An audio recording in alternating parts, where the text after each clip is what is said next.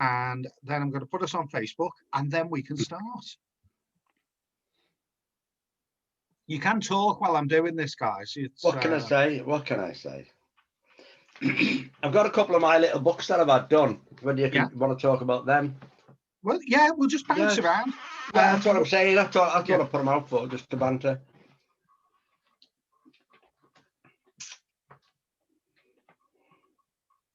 Just bear with us. I've gone one step too quick on the Zoom thing. Time. Gonna have to set it off live again. With the wrong gender to multitask. No, it does it in a different order than it used to.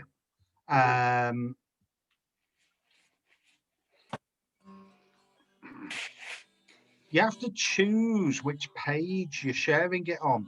And if you don't choose, it goes out on your personal page. But because I've been doing this technically as a work thing, I'm still trying to remember to share it to work, if you know what I mean. So what we'll do is we'll start with Andy doing Mac the Knife, and then or one of his own, and he can do Mac the Knife later. I'll do Mac the Knife. Yeah. Let's start off. So we're nearly there. So is Francesca watching in, Brian? Yeah. Yeah, she'll be watching. She watches every single week. Oh, she's sitting in her little craft room now. That's what she'll be doing. Oh. And she'll be making cut, and she watches it every week. She'll be shivering away because it's blimping freezing, isn't it? That's what she's like, isn't she? Yeah.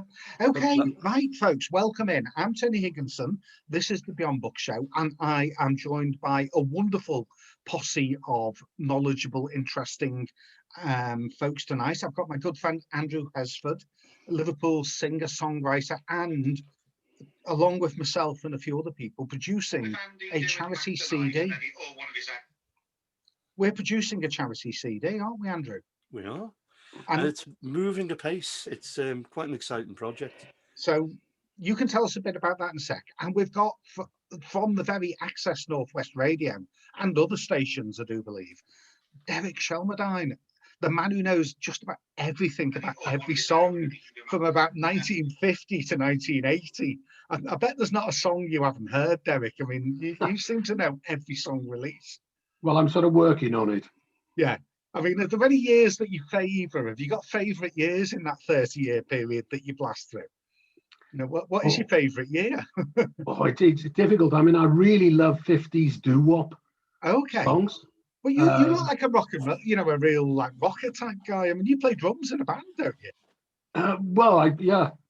But they don't do doo-wop in a rock and roll band, do you? Oh, sadly not. Sadly not. I mean, doo-wop was fabulous. I mean, you know, I'm sure. We're joined by Alban, my teacher and Formby friend, who now lives down south. What have you got there, Andrew? It is the very best of doo-wop. Oh, brilliant!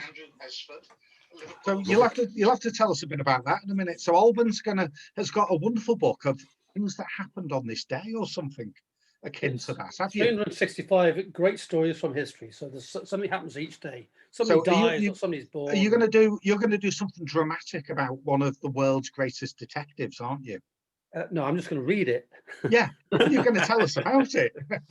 And we've got my good friend Brian Gibson, who's joined us there. And Brian, we're going to put you on the spot and pretend you are the oldest amongst us. We don't know if you are, but you might be. Hey, but you're gonna... that's enough. Fight! Never mind, pretend enough. No, you reminded me that we've got, roughly speaking, the 79th, 80th anniversary of the May Blitz. It's 80 or 81 years ago, the May Blitz. It is, yeah.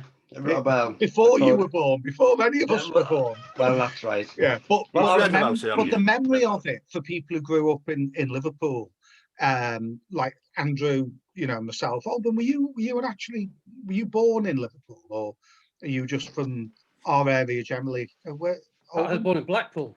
Blackpool, so no, you were a bit further up the coast. Yeah. In fact, we all came to stay with you to escape from the Blitz, didn't we? We all did. Yeah, came up to the Lancashire countryside. I was born with a sticker rock and a kiss me quick hat. Yeah, yeah. Now you see, if you could buy yourself a banjo ukulele thing, you could play a little bit of Blackpool rock for us one week. Yeah. Well, when I moved to Formby, I used to lean on the lamppost and watch all the little girls go by. Yeah. Oh me, oh my. Oh me, oh my. Well, no, Brian kindly reminded me that we should do a little bit about the Maiblitz. So I've printed out some info. Although Andy knows a little bit about it as well, so I think between us we're gonna muddle through just fine tonight. Yeah, absolutely. One of the features I do think makes this sort of thing work really well is if one of the guests, not me, but one of the guests, can actually play a musical instrument and sing, and Andy can. So I think before we talk about anything, we can all sit here nicely and quietly, and Andy's going to play us, well, I don't know, a classic or one of your own. What are you doing first? Matt the Knife, why not? Matt the Knife, that is a classic. I mean, from the Fripp and the Opera, but it's also been parodied a few times. But the best known versions everybody knows are Bobby Darin. And the one that I heard first was Louis Armstrong, where apparently he cut it in studio, and a couple of the people who were involved on the 6th verse of the song were in the studio at the time. How about that? That's amazing, isn't it? Yeah. That'll be the first version I heard as well. Yeah. But I mean, it was like, to me, it didn't sound normal until you heard "Take It, Satch." You know, it didn't sound right until I heard that. And that was on the K-Tel LP, 20 Golden Greats of the 50s. So I have to thank my mother for that. You like your K-Tel, don't you? You're very much into your K-Tel. Oh, I don't know about that. Did you get all your records in Woolworths when you were little? Is that what it is? I lived in Woolworths. I lived in a record shop. Can I show you this? Yeah. Derek, this is worthy of all your dreams, possibly some of your nightmares. But I mean, and you can see there, I've actually got, just for the record, loads of these. Empty ones. Yes, because what I tend to, I hope you can see me okay. We can. I tend to buy records from a place which I shan't remember the name of, or I can mention it, but I've gone after conceal it. Music and Film Direct in St. John's Precinct. It's one of the true old-fashioned record shops left. So you go in there and you find something, you know, like for example, I found, where was it? Oh, here we are. I won't be a minute. I found a copy of Eine Kleine Beatle music. Wow. Out of a rock and roll ensemble, directed by Fritz Spiegel. Right? Oh yeah, I knew Fritz. He was a lovely chap. You know, so I found that. But I mean, I was always amused at these attempts to try and you know, do like All My Loving or I Want to Hold Your Hand, as if it was like sort of Bach or Mozart or whatever, you know. I was always amused by, you know. And the funny thing is, there was a Susan Werner album, I think about, oh God, must be about 2009. And the Susan Werner album called Classics. And it was all classical pieces, but they were all based on well-known songs. For example, Bob Marley's Waiting in Vain was reimagined as someone else. I think it was reimagined as Samuel Barber's Adagio or something. Voted the saddest piece of music ever recorded. Yeah. And apparently, just one for you Beatle fans, right?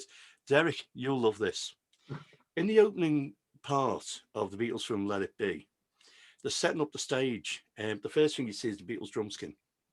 And Mal Evans and I think his name was Kevin Harrington are the two roadies wheeling in all these bits. And as they're setting it up, this piano theme starts playing. And it's down as Paul's piano theme. It's copyrighted, but it's not Paul's. It's an adaptation of Samuel Barber's Adagio. And it's incredibly sad. And I don't think people realize it sets a kind of a somber mood for the film, which may not have helped the original film. Let's see what happens when they reissue it. Oh, I thought you might like to know that. Yeah. I mean, there's nothing. There's honestly, God, there's nothing I can tell you. You know a lot more than I do. You're the one with the book like that. Oh, have you got a copy of his book? Yeah. He sent me a copy of it. It's just, I mean, my dad's been devouring it for the last 3 months, I think. And, you know, what the nice thing is, he'll go off to, my dad's learned that he can use YouTube I think he thought you had to pay for it, but it's free, isn't it? And some of the songs my dad remembers from when he was growing up in the 50s and 60s, he's now going off and finding, well, the old black and white newsreel footage almost, from pop pickers or such like. And he's relearning the songs that he knew back in the late 50s and 60s. And it's all because Derek's book just points you in the direction of, who's connected to who and who played on it and what the song's about and when it was written. When we had that conversation the other day, Tone, do you know we had a conversation about Fairport Convention with Tristan, who actually works for that organisation? He's their tour manager, isn't he? He is, yeah. But it was like the first thing I said was about Ian Matthews Southern Comfort. And I said, is there any way in which they'll ever release a record of, there's a song called My Front Pages, it's a parody of Bob Dylan. And he said, oh yeah, from the Maidstone gig in 1970. I thought immediately, I'm looking at you, you're looking at him, I'm looking at you, we're both looking at him. And it's like an unspoken language. When you know music, it's a male thing, I think. It's like the type of thing when blokes are in a waiting room outside a delivery room with their respective wives expecting children, and they'll be outside going, do you like the 4 L? No, I prefer the XL because the trim's better. They have that kind of conversation. And likewise, say for example, if I was having a conversation about, Indulgence Town. Say if I was having a conversation about this box set. I've heard of it. And if you say, oh, have you got the Phillips original? No, I've got the reissue on RCA. That was number 1. Oh, yeah, but did you find the mix was different? And you have these conversations because for some reason, it's a male thing. Nick Hornby identified it in High Fidelity. We cannot speak our hearts. We always put things in terms of side 1, track 1 of LPs. I think that's very true, though, isn't it? Do we reckon, like I mentioned, I Want to See the Bright Lights Tonight by Richard Thompson, or for that matter by Julie Covington? Which one do we reckon is the better version? No, I've not heard the Julie Covington one. I know she was a big, a big popular singer, but she did musicals and things, didn't she? She popular voice. She was one of those people who I think she Rock Follies. Sorry.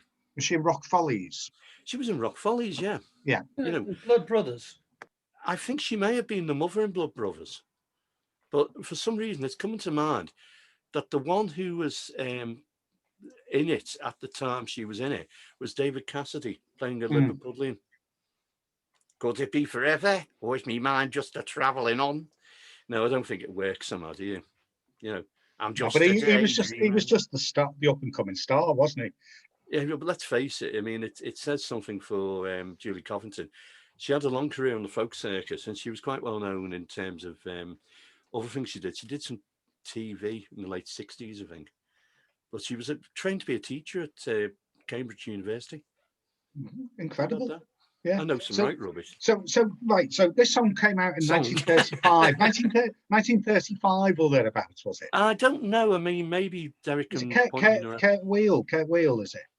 I always thought of it as Bertolt Brecht, but he did the staging really, and it gave Vile, because he did a song called September Song, which everybody knows, but I heard a great version by Lou Reed, which doesn't bear any resemblance to the original melody actually.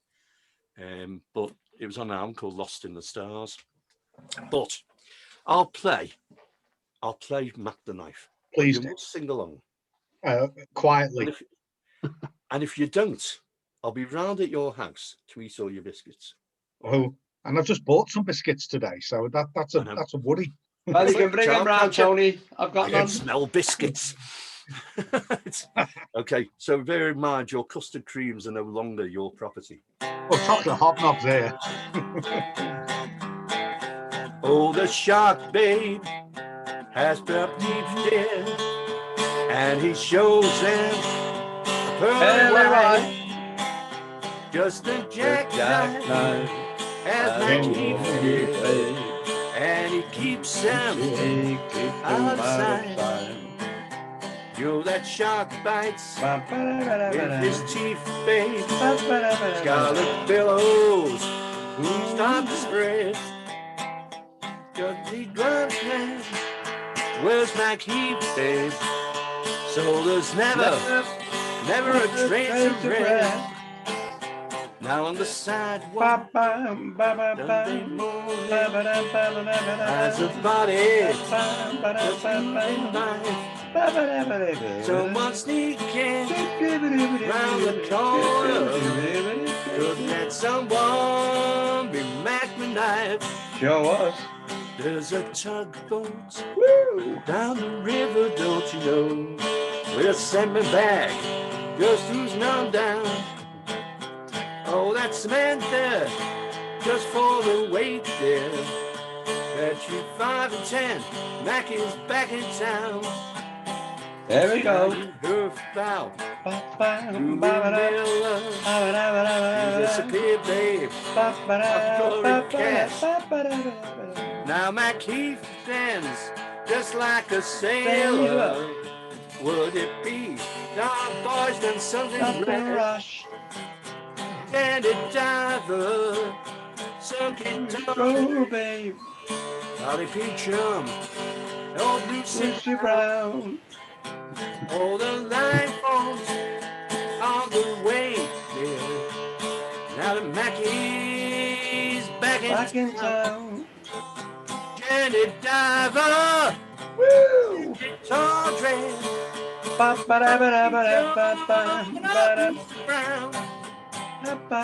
the line phones oh, my baby. Now the Mackey's back in town. Look out, old Mackie is back. Fantastic, lovely, Brilliant. Oh, that was brilliant. Really enjoyed that. Was cool at all. That was brilliant. So you're going to treat us to something else after we've had a little chat about something else. Yeah, I mean, I'm only going to be on until about 9. I hope you don't mind. Oh yeah, no, whatever's fine. Yeah. The reason being is I've got some preparation to do for tomorrow. I've got a meeting in the morning, as you know. Is that as your town councillor? Because I'm a town councillor. Yeah. I mean, to be honest, is this? I mean, are the elections part of this, or is that something totally separate? I'm a councillor, but you see what it is. There's different levels of it. So in terms of our borough council, they're the ones who are advertising. Or not advertising, they're the ones who are electioneering. But the town councillors get voted in every 4 years. So our time comes in 2023. So that's when I've got to kiss all the babies and shake all the hands and, whatever else I've got to do. But at the same time, I try and be visible. So, if someone makes complaints about housing or whatever, the type of things that really do bother people, make a point of, wherever possible, and given credence to social distancing, make a point of actually going to see them, because the people, and they need to know that you're actually on their side. And sometimes where the difficulty comes in are not the people who complain, it's the people you've got to actually raise the complaint with. It's like, it can be rather like using a Ouija board. You're going to get taps on the table.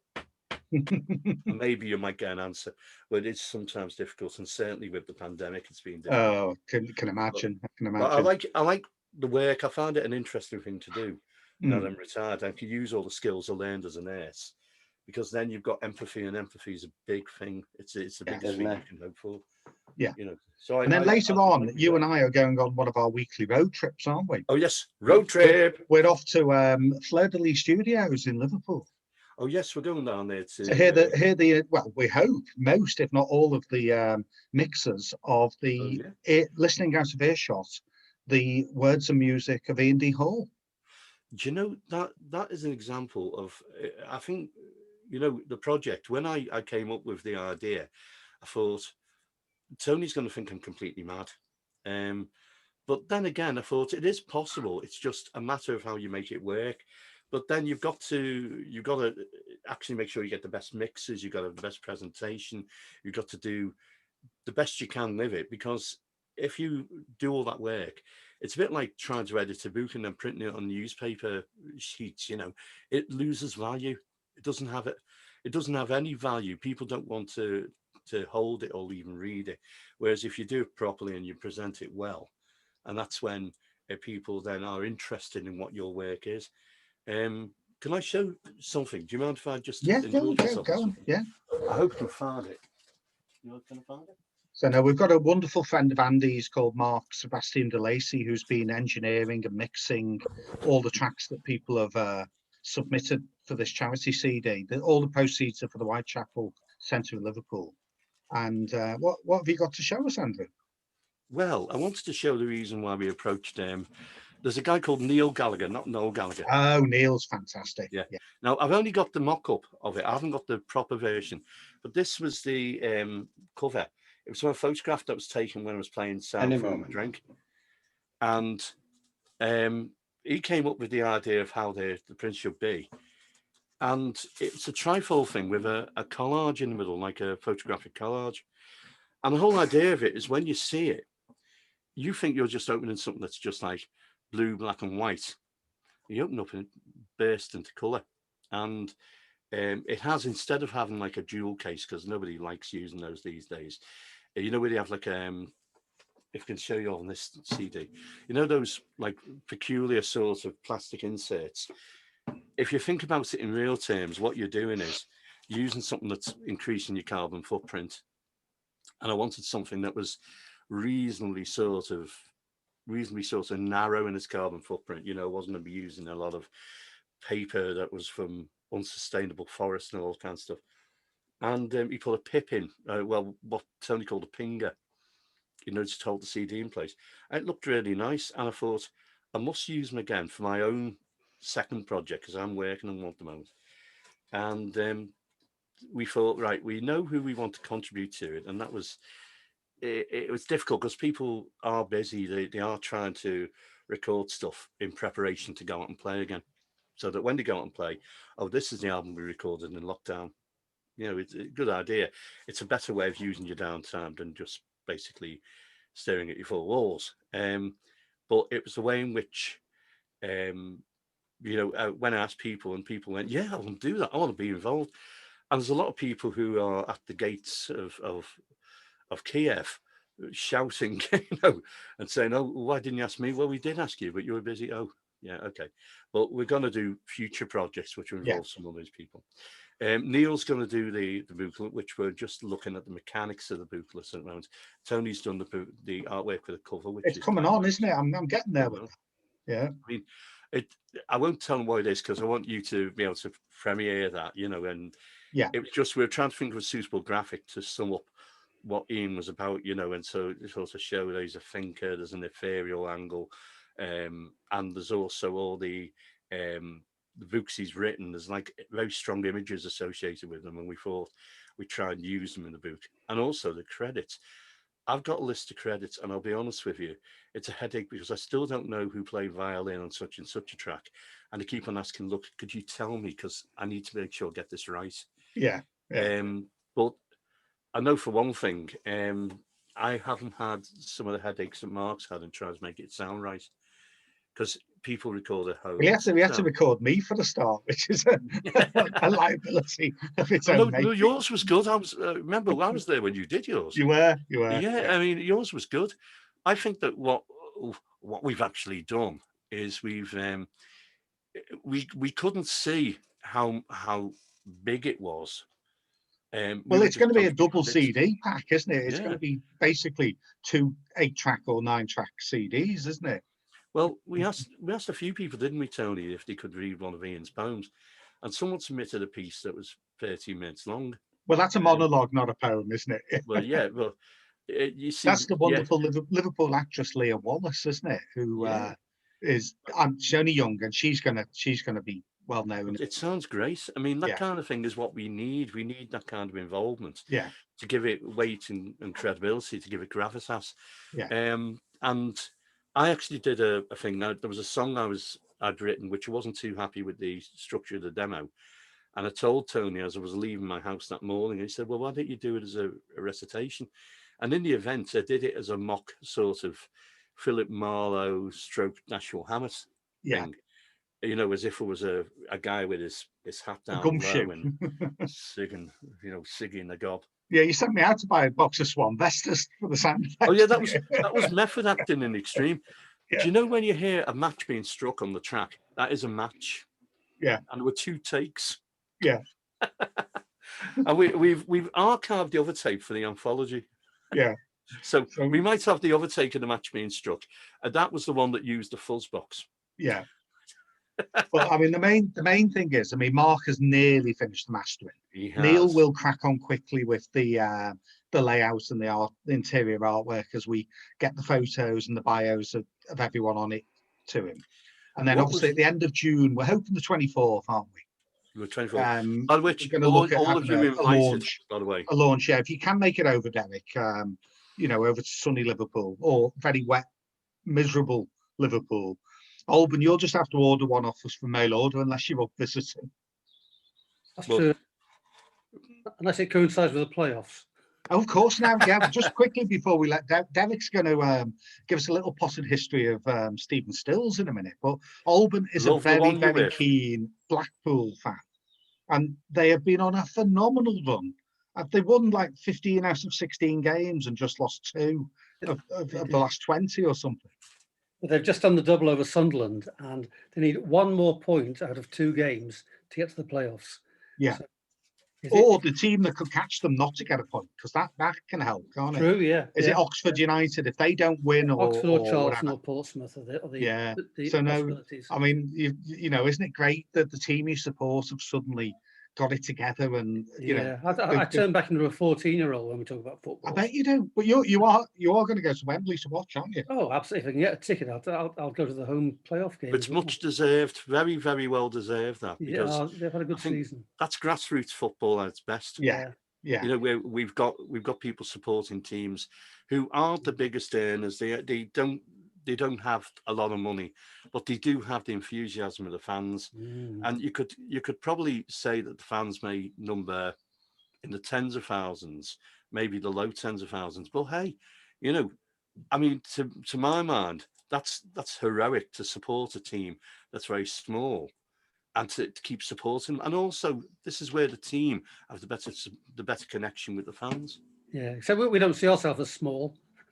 No, you're a big team. On the way back. To sound like you're a previously big team, Blackpool, aren't they? Yeah, they're one of the proper, real, original teams, aren't they? Anyway, 10 years ago, I died and went to heaven. That's a different story. Anyway, let's go back to music. So my good friend Derek, whose book Rock and Roll, have you got a copy to show us there, Derek? This is the book. I mean, Rock and Roll Unraveled by Derek Shelmerdine. This book covers at least 30 years. I mean, and it tells you everything about just about every band, every song, you know, all the different genres. Like I mean, I'm not sure if people were watching earlier, but Derek was saying he actually is a big fan of doo-wop, which you don't get much of these days, do you really? There's no one out there really doing doo-wop. But Derek kindly agreed to give us a little bit of a backstory of Stephen Stills from Buffalo Springfield and Crosby, Stills, Nash, and or Young. So, Derek, do you want me to play the song and then you talk, or do you give us a bit of an intro and then I'll play the song that you picked? Which way around would you like to go? I think if we play the song first, that'd be brilliant. Okay, so we will. This is an absolute classic song anyway, and we just need to scroll down. And where's it gone? Here we are. And this is the original mono version, Derek, which hopefully you can tell us in even more a little bit about it than I know, which is very little, other than this is one of my favorite songs. It's just instantly classic, isn't it? So folks, enjoy this Buffalo Springfield from I think 1966. Derek's going to give us the rundown on it in a minute.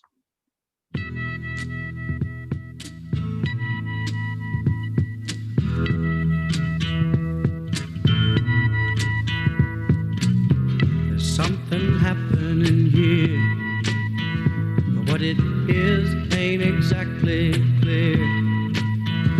There's a man with a gun over there, telling me I got to beware. I think it's time we stop, children. What's that sound? Everybody look what's going down.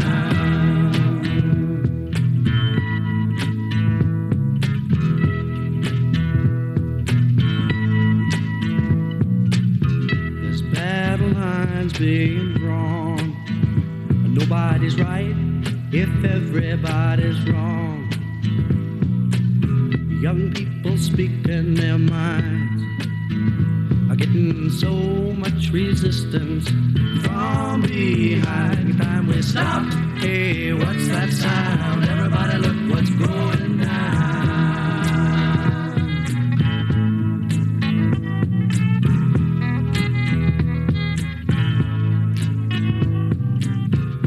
What a field day for the heat. 1,000 people in the street, singing songs and a carrying signs, mostly say hooray for our side. It's time we stop. Hey, what's that sound? Everybody look what's going down.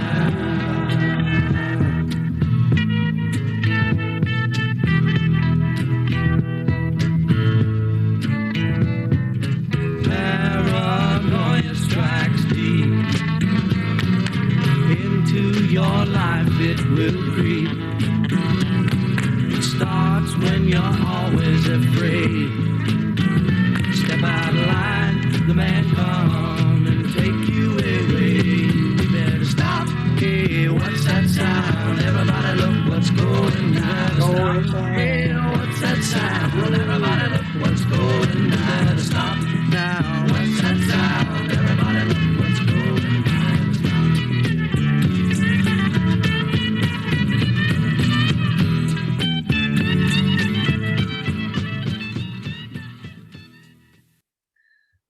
I mean, in 2 minutes, 30 seconds, you've got all that going on. Derek, please tell us something about it. Well, it's an absolutely brilliant song. It's often thought to be referred to as a Vietnam War song, anti-Vietnam War, but it was nothing of the sort. It was basically written about the Sunset Strip riots in Los Angeles in '66. And what happened was there was a nightclub down there, a couple of nightclubs, and some of the locals were getting a little bit unhappy about the noise that the various freaks and the like, hippies, were making when they were going in and coming out. So the police put a curfew on it, and the locals, the hippies, took a very dim view of this, and then you had the so-called Sunset Strip riots. The song itself is interesting because it was released as a single, and that became very popular. It was released about the same time as their first album, but it wasn't included on the original first album. It was withdrawn and around the Christmas time, and the record company Atco, I think, re-released it with that particular song on it. Well, do you own both? Have you got a copy of each? Have you got them with and without? Are you a serious enough collector to have tracked one of each down?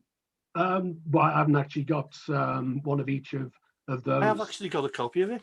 Oh, brilliant. Well, Andy can have a look while Derek's with or without. Sorry, Derek, forgive me. No, try and find it, Andy, while we're talking. Yeah, absolutely. No, always worth checking out. It's interesting what you were saying earlier about a lot of music and the minutiae is very much a male thing. I do record fairs. Yeah. And you find the vast majority of people you're chatting to are men rather than women for whatever reason. What I do find fun about record fairs is that you get some very, very specialist collectors in there, and they'll come in and all of a sudden, you're talking about somebody you've got half an idea about, and all of a sudden you've dropped like 20,000 feet into some really obscure area, and it's really interesting talking to different people about these things. Yeah, but so then, it's I mean, like stamp collecting. People in go stamp on. collecting have got similar sorts of attitudes.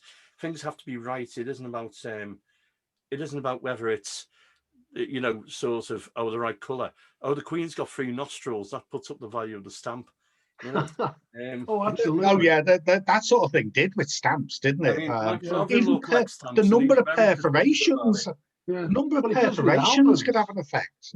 Yeah. Well, no, if there's, say, tenant, if the 2 stamps are like blocked together, I remember there being a very convoluted plot in Citizen Smith over something like that. But that's something I saw recently. I can't remember the exact thing on it. Well, just what you'd like to know. So, Derek, Stephen Stills, I mean, you know, obviously, was it Richie Foray was the other guitarist and Neil Young? That's right. They formed Buffalo Springfield. They actually, the story goes, the way they met was Neil Young was, I think, with, I forget which one he was with now. It might have been Steve Stills in his hearse, because Neil Young used to drive around in a hearse. Yeah. And they were in a traffic jam. And they recognized one of the other guys from the band. I forget which one it was now. And they stopped and they chatted on the street. And in that sort of brief encounter, you had 3/4 of Buffalo Springfield, and they formed as a band shortly afterwards. I mean, they didn't always last very long, these groups, and yet when you listen to how well they recorded together, I mean, they were seriously highly regarded. I mean, quality singers, quality musicians, quality songs. I mean, Stephen Stills wrote more than Neil Young back then, didn't he? Oh, absolutely. I love his Love the One You're With as well. I think that's a great song. Yeah, it is. Really sort of captures the mood, doesn't it? But, you know, they only lasted, I mean, what causes them to fall out? You know, you would think that if you found success, you'd want that to last, and you'd put up with a few rows and things like that. But they only lasted about two and a half years, was it? A couple of years, if that. Yeah, I think at that time, I mean, bands were coming together and splitting up and going off and forming other bands as offshoots. I think it's very, very, very different to the music scene today. I think the other thing about, well, you know, the sort of 60s particularly, was that, and the early 70s, is that you were hearing music for the first time. You know, you'd never heard anything like it before. Yeah. You know, the sort of British scene, skiffle and British rock and roll. Sort of Lonnie Donegan and people like that, yeah. Yeah, but those bands morphed into beat groups towards the end of the towards the end of the 50s, and by the early 60s and the Beatles and stuff, the first half of the 60s in the UK, beat music was the thing. And what happened was that, I mean, you had the British invasion about 64, of course, when it was great. British acts for the first time dominated the American music scene. But that's all sort of faded away around the sort of 65, 66. That was when rock music was born. And I can remember buying Jimi Hendrix's first album when it came out in 66. And never heard anything like it. I remember jumping on a bus and going around to the bass player's house and saying, "Buns, mate, you've got to listen to this. You've got to listen to this." Yeah. It was the same thing, Floyd. You know, you'd never... I cycled to... I come from sort of Collis Key Way, 6 or so miles from Chester. And that was the nearest record store. And I remember on my bicycle, that was a long way to ride in those days for me. And you got to Rushworth and Draper's. And to listen to it, with no headphones, you shoved your head in a booth. And the guy put the first... That's right, in Whitechapel. Oh, brilliant. I listened to the... I remember that. This is weird. Oh, by the way, I found it. Okay, well, let us just pop back to gallery view so we can have a little... It looks like an oldies series one. It's actually a reissue. Yeah. But I got that, according to what I'm reading on here, I got that in the July of 1987. It was the theme to a program I did on radio, which was called That Sound, and played like local Liverpool bands on it. Can I just... I'm sorry, I thought you finished. Yeah, go on, Brian. Yeah, go on. What were you going to say? Can I add to that? You're just talking about skiffle. Yeah. Well, I remember that, Tony. I do remember skiffle. Lonnie Donegan's, the first song that was banned was Underneath the Blankets, I think it was called. Oh, right. Underneath the Blankets, I Love You Best of All, you know, and it was banned by the BBC. Yeah. Well, we had formed a little band in our street, me and my mates, and the guitarist was Billy Roper, and he went on to be the lead guitarist for the Hillsiders. Oh, right. And another band, Charlie's, what's the name? Charlie Boy. He went on to be the guitarist for that. And this is... Charlie Boy as well. I've got a photograph here. And Soft Lad is always the one that takes the photograph, me. So I'm never on the picking photograph. Well, I'm a bit like that, Andy, aren't I? I take the photos. Well, this photograph is outside my house in August Road, 53 August Road. I know what you're talking about. I'll see if you can see that. Just hold on. Which way do we go? That's yes. Just stop. Yeah, we can see it. Perfect. Well, that's Billy Roper with the guitar on the end, the tall guy. Yeah, very tall. Oh, crikey, I can't even remember the other guys now. But the guy in the middle, he lived at the top of August Road, on Breck Road, Low Breck Road, next to a shop. And the other two lads at the back. And look at the placard, "Go Mango." Isn't it fun? That was the bass. That was only a tea chest. Yeah. What we'd written, I'd probably written "Go Mango" on the side of it. I always feel sorry for the double bass player and the drummer because they never get to go to the party because they're so long packing their kit away and by the time they've finished tidying up, the parties are over. Yeah. As a bass player, I know it all too well. Well, Derek's a drummer, you see. Oh, yeah. Derek, have you got gigs coming up, Derek? Are you starting to get out and do some performances? No, I'm not playing very much at all. I mean, the reason I was playing, I mentioned before, that particular song we did when I launched the book at the Cavern. It was brilliant because I did an overview of what the book was all about, and we had some live music. My brother's got a band, and they'd never found a drummer, so I used to stand in for gigs with them. So when we did the launch, we punctuated the story with songs. I mean, the book tells a story of rock and roll from its roots through to mid-70s punk. So the first song we did was "Rock Around the Clock." So we got to about 56, "Rock Around the Clock," and then we finished off, of course, with the Sex Pistols. Anarchy in the UK or something. UK. Oh, it was brilliant. Well, if you're a drummer, do you know Alistair Adams? No, There's hundreds. Yeah, with Soul Patrol, he's with Soul Patrol, the drummer, and he's also the singer. I thought you might have known him. I mean, when we're all allowed out, Derek is definitely going to have to come over to Liverpool so we can all, get together somewhere. And poor Alban's got the furthest to come. Now, Alban, you said you had this book of stories, so I think it'd be nice if you could, pick a little bit out. And I will. I feel very musically illiterate talking to these experts, but I'll just tell you a little story. There's a place I like walking to, and I happened to walk there last Friday. And it's a farm. It goes past a farmhouse, which is miles from anywhere, and it's pretty isolated. And the story goes back in the 70s. There was a BBC producer wanted to make a film about Tess of the D'Urbervilles. So he turns up there with his film crew, and he finds actually it's turned into a recording studio. There's a heavy metal group called Rustic Hinge are giving it hell for leather there. And apparently Led Zeppelin had played in this isolated farmhouse as well. And the first demo track of A Horse with No Name, I've just looked it up, by Dewey Bunnell, was performed in this farmhouse.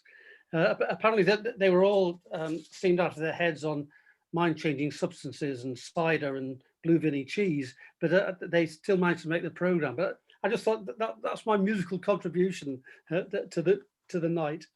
But I always try and find some blueberry cheese, blue vinny cheese. It's on Monty Python, so it must be there. My local Blue Belly. My local pub in the Valley of the Piddle is called the Blue Vinny. Oh God, Blue Vinny, Danish Finbo. It's a specialist Dorset cheese. Is it nice, Ronnie? It is actually, yeah. No, it's got a blue vein through it. Well, that's where Vinny. It's a Vinny and vein. That's where it come from, isn't it? Gorgonzola. But it's very that and Dorset apple cake are like stotty cake and fishes on little dishes to people in Sunderland. Anyway, won't talk about Sunderland.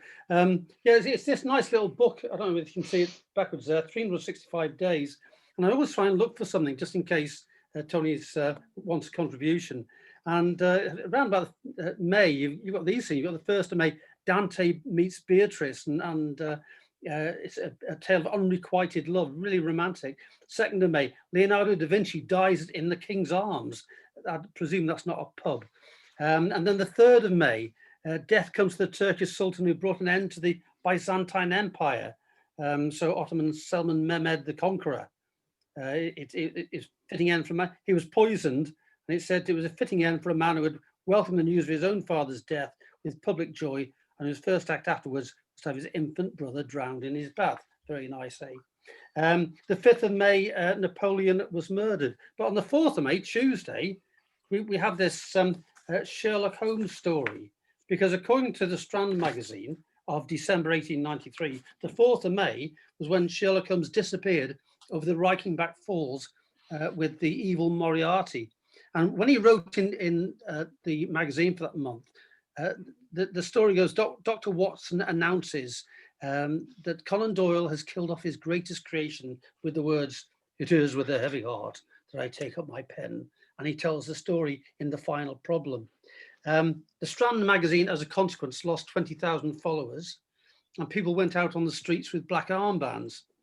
And there was so much pressure, he had to, first of all, release another Sherlock Holmes story in 1901. So he brought out The Hound of the Baskervilles, which was set before he died. And then the pressure was so great, 10 years later, he gave us The Adventure of the Empty House and told us that, yes, Moriarty was killed, but Sherlock Holmes saved himself by climbing on the legends, and he's been hiding for 10 years because he wanted to solve lots of crimes. Anyway, this is the reading, if you'll bear with me, of the story. 1891, 4th of May, Mr. Sherlock Holmes vanished today in Switzerland and was presumed dead, most probably at the hands of his arch antagonist, Professor James Moriarty, the Napoleon of crime. The celebrated London consulting detective was on a walking trip of several miles from the village of Meiringen to the hamlet of Rosenlaui, and had taken a recommended detour to see the falls of Reichenbach. Shortly before the detour, his travelling companion on the journey, a Dr. Watson, also of London, had been called back to Meiringen on a medical emergency, which proved a ruse, so that Holmes was alone when he approached the falls. Evidence gathered at the scene, 2 sets of footprints going towards the gorge but none returning, suggested that Holmes had his assailant met and struggled on the narrow path, and then fell, locked together into the abyss, their bodies unrecoverable in the dreadful cauldron of swirling water and seething foam. The crime scene investigation, which was concluded by local police and Dr. Watson, also found an alpenstock belonging to Holmes, his silver cigarette case, and his note to Dr. Watson, evidently scribbled some minutes before the end, stating that he and Moriarty were about to have a final discussion of those questions that lie between us. Holmes' death was a serious blow, not only to crime prevention, but also to literature. True to his mysterious form, however, Holmes reappeared in London almost 3 years later, in April 1894, to resume his career as the world's first consulting detective. It turned out that it was Moriarty and not Holmes who had died in the falls of Reichenbach. Holmes was brought back from the very brink at the insistence of millions of his devoted fans around the world, left shocked and grieving over his unexpected demise. For them, the 3 years of his absence seemed more like 10, which in fact they were.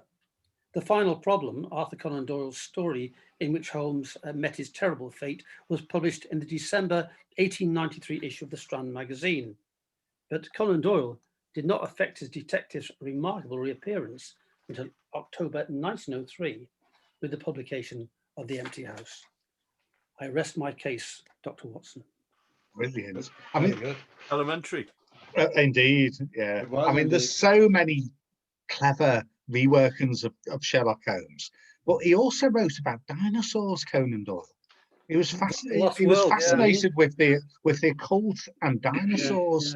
And fairies as well. Believed in fairies, didn't he? Yes, the Cossingly fairies. Yeah. Brian's got some of them in his garden. I've seen the photos. I have. Yeah. The bottom You've of the garden. My granddaughter is besotted with things like fairies, and Brian very kindly stayed awake all night recently, took 2 photos in very low light, emailed them to me, and my granddaughter's got them printed out in her bedroom now, and she's desperate to come and meet them. Yeah.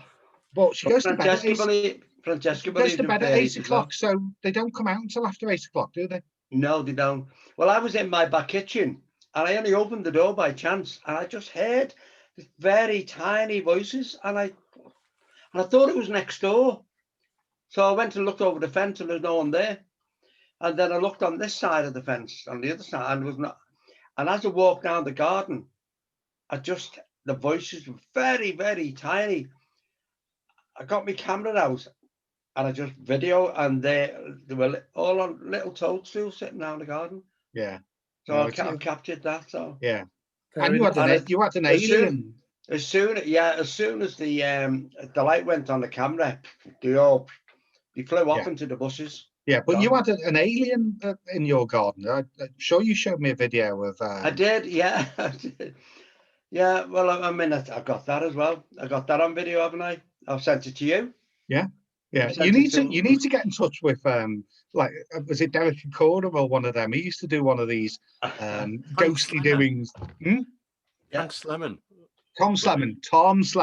That's it. I used to know Tom Slemon. He did all the Haunted Liverpool books. Yeah, they were huge. Andrew, I do believe, we're here to be entertained, and you're the one who's got to entertain us. Well, do I have to?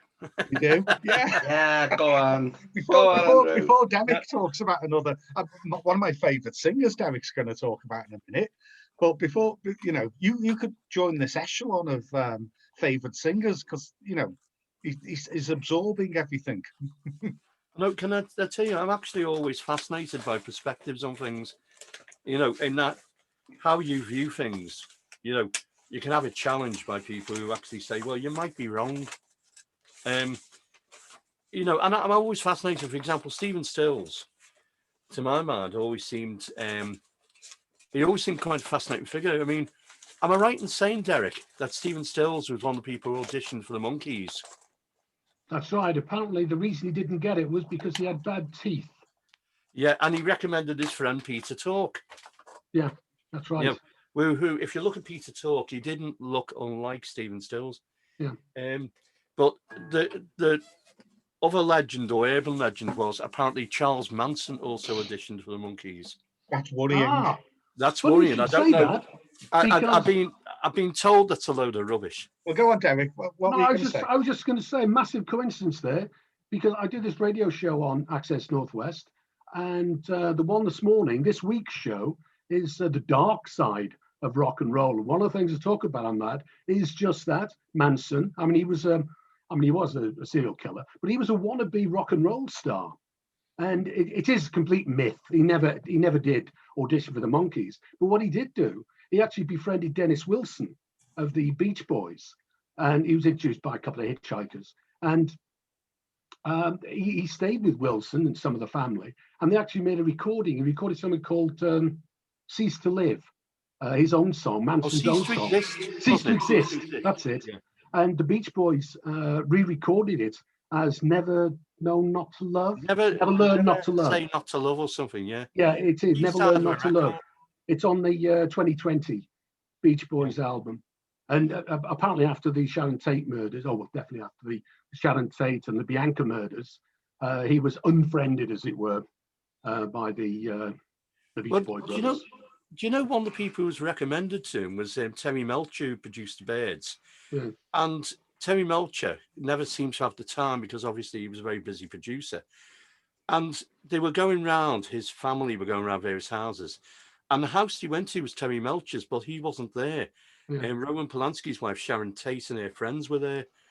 And he was looking for Terry Melcher because he was going to kill him. Yeah. Really? That's true, yeah. So who else did you do in the dark side of rock and roll? Did you do Marvin Gaye's dad and Phil Spector? Because they're the two that spring to mind. Phil Spector gets quite a mention. I mean, particularly the Ramones, because he cut the last end of the century album, yeah. End of the century, and there's a Ronettes track on that. Be My Baby. Baby, I Love You. Baby, I Love You. Yeah, and apparently there's this urban myth that while those were going on, the recordings were going on, he waved a gun around and he actually held them hostage. I'd heard that story. Yeah, but apparently when I sort of looked into it, for the show to see get as much as I could out of it, it appears that it's not. It may be true, it may not be true. Apparently, the accounts, even from the Ramones who were there at the time, they vary. Some of them are saying, "Yes, he held us hostage, waved guns around," and I forget which ones now. And another one said, "No, none of this happened at all. Nothing like that ever happened." Yeah, because I mean, unfortunately, he ended up. I mean, I think he's dead now, but he ended up in prison, didn't he, Phil Spector? He died very recently. Do you remember that classic album, the Christmas album he made? Oh yeah, absolutely. His ability to create sound was superb, wasn't it? Sorry, Brian, what were you going to say there? All right. Well, I had a copy of that. I'll give it to my daughter. Francesca's got that. Because it was in the car. But it's a classic album, that one. Oh, yeah. Do you know how it got reissued? The Wall of Sound. Yeah. It was originally meant to come out the same day as with the Beatles, the 22nd. That's right. Yeah, that's right. And it did what was called in America, it tanked. It didn't get any airplay because President Kennedy had been shot. So Spector basically dropped the idea of promoting it. Yeah. And he turned his attention to the Righteous Brothers, You Lost That Love and Feeling.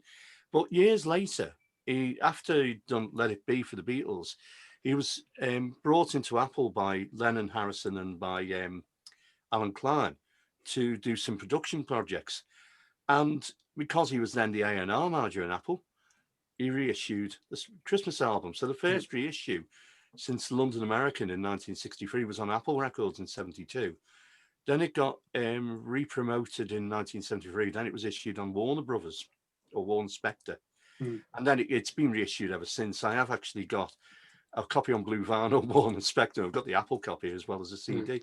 I love it. I mean, Sleigh Ride has to remain my go-to. Isn't it? Boss album. Oh, yeah, it's brilliant. Absolutely. You see, the problem is I'm nearly 60, but I mean, I invested in music as a hobby and as a pastime and a part-time obsession. I love it. Absolutely love it. Anyway, shall I play something? Are you going to play one of your own, or are you doing I'll play one of my own. Because basically, cover versions are nice, but I do write stuff as well. Now, according to my notes here, I keep these are deliberately printed on coloured paper because that way people can't photocopy it. Clever. So it's gotten it a date of the 7th of the 9/15, when I registered it with PRS. That's how many years ago? Well, 6 years ago. Well, almost. And I was playing around with how do I relate to Samantha? It was my niece who passed away, and she was always dancing. She had a thing about dancing, and she loved the lambada. Do you remember the lambada? Oh yeah, 1989 it was. And whenever we had a family party, she was always first up at the bar and first on the dance floor. Well, that's like more La Bamba, isn't it? Yeah, I know. I'm trying to think of the tune. I didn't realise you could hear me then, Tony. Sorry. No, lambada. Yeah. So I thought of a song. It's called "Join You in Your Dance."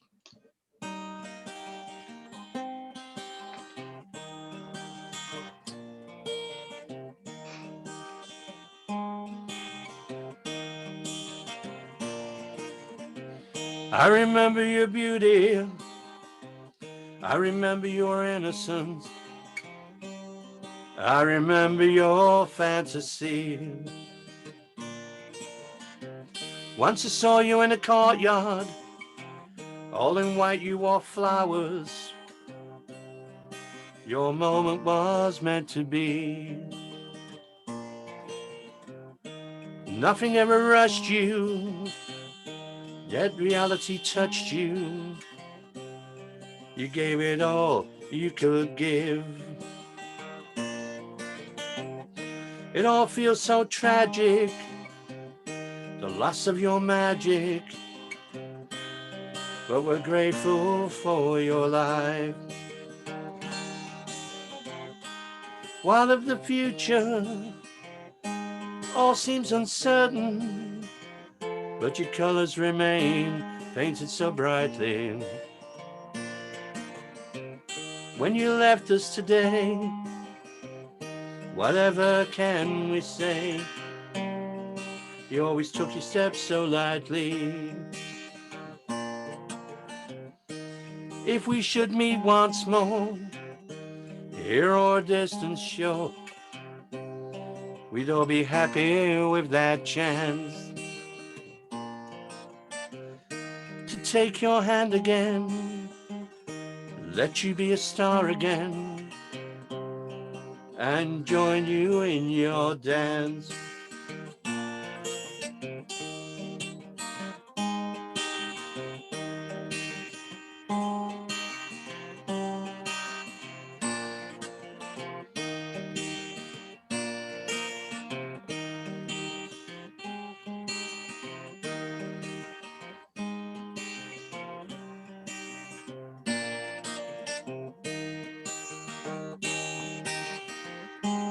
What of the future?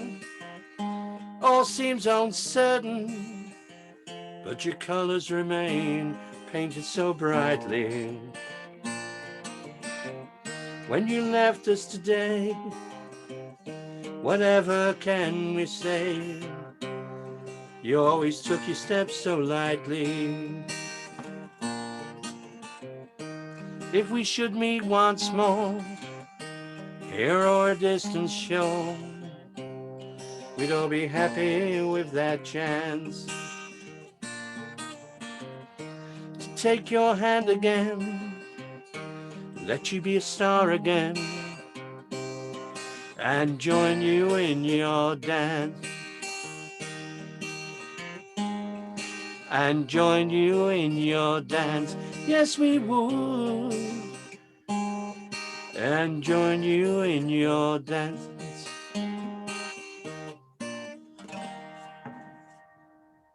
It's a lovely song, Right. Andy. Beautiful. That was great. I mean, writing about something so personal and affecting like that, though, it must take something out of you. Well, you were there in the studio when I was recording another song like that. Yeah, I was thinking that. Yeah, you could see it was like it was hard for me to do, not because it was musically hard or the ability wasn't there. It was because I was committing an emotion to it, you know. And I don't write all sad songs, but you know, you've got to diarize the things that happen in your life, you know. That's right. I often wonder why you get some people who don't actually sing about things that reflect anything about what they do, or you know, you get people who write about things and you can tell that they're really into it. Areas of interest are always good, but it's like if you said to me, by the way, could you write a song based on, I don't know, chocolate cake? As I don't really like chocolate cake, I can't. That's a lie.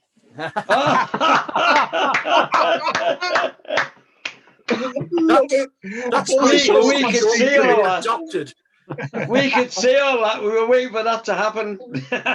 No, I can't eat chocolate cake. That's serious. I can't. I'm down. I'll get you. Oh, I see. She's just having a go, you know. So, never have dogs. They will always twist you round the little finger. Yeah. Now, in the boat, it's really nice to me. It's a lovely melody, even though the song's about something quite sad, though. Well, the one thing about it is you've got to imbue something that actually has a lot of personal meaning for you. You've got to imbue it with something approaching a little bit of draftsmanship. You can't just say, you know, like, what's that Spinal Tap one? You know where he's playing the sad thing on, you know, in Spinal Tap. Derek, can you remember? And he plays this piano chord, and he says it's D minor, the saddest chord of all.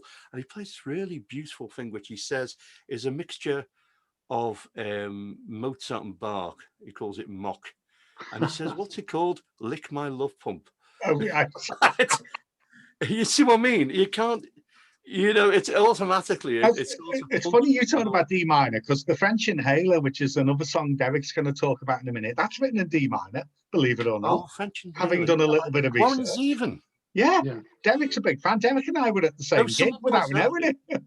No, the reason he pointed out to me is because, again, personal relation to it. I am actually an asthmatic, and he said, oh, there's a song about you. And someone said the Aphex Twin and Ventolin. And I thought, no. And then, you know, so the French Inhaler, so un votre de Ventolin, so whoever it is. The only bit of French I know is Je voudrais un baiser de français, which means I want a French kiss. Yeah.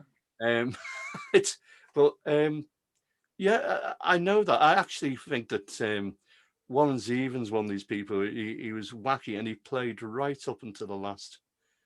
Oh, very, very much so. If people haven't been on YouTube to watch his version of Knocking on Heaven's Door, and My Ride's Here, wasn't it, Derek? I think. I mean, I am a fan, but even just watching that video, we had Bruce Springsteen, Billy Bob Thornton, lots of. I mean, the Eagles were big fans of his, weren't they? You know, I mean, he knew everybody from 1967 up to when he died, what, 10, 12, 15 years ago. You know, and he, I mean, Linda Ronstadt was a long-time friend, and you know, she does some fabulous versions of his songs. REM played with him, didn't they, Derek? Yeah. He, you know, I mean, just he could click his fingers almost and get really famous people to turn up and play. You know, he had the fella from the Grateful Dead, Jerry Garcia. I think he played guitar on one album for him, didn't he? You know, absolutely amazing. Just before we let Derek tell us about Warren Zevon and the French Inhaler, I think I'm just going to play this for Brian, and then Brian's going to tell us what it was like when he heard this when he heard this song, when he heard this noise.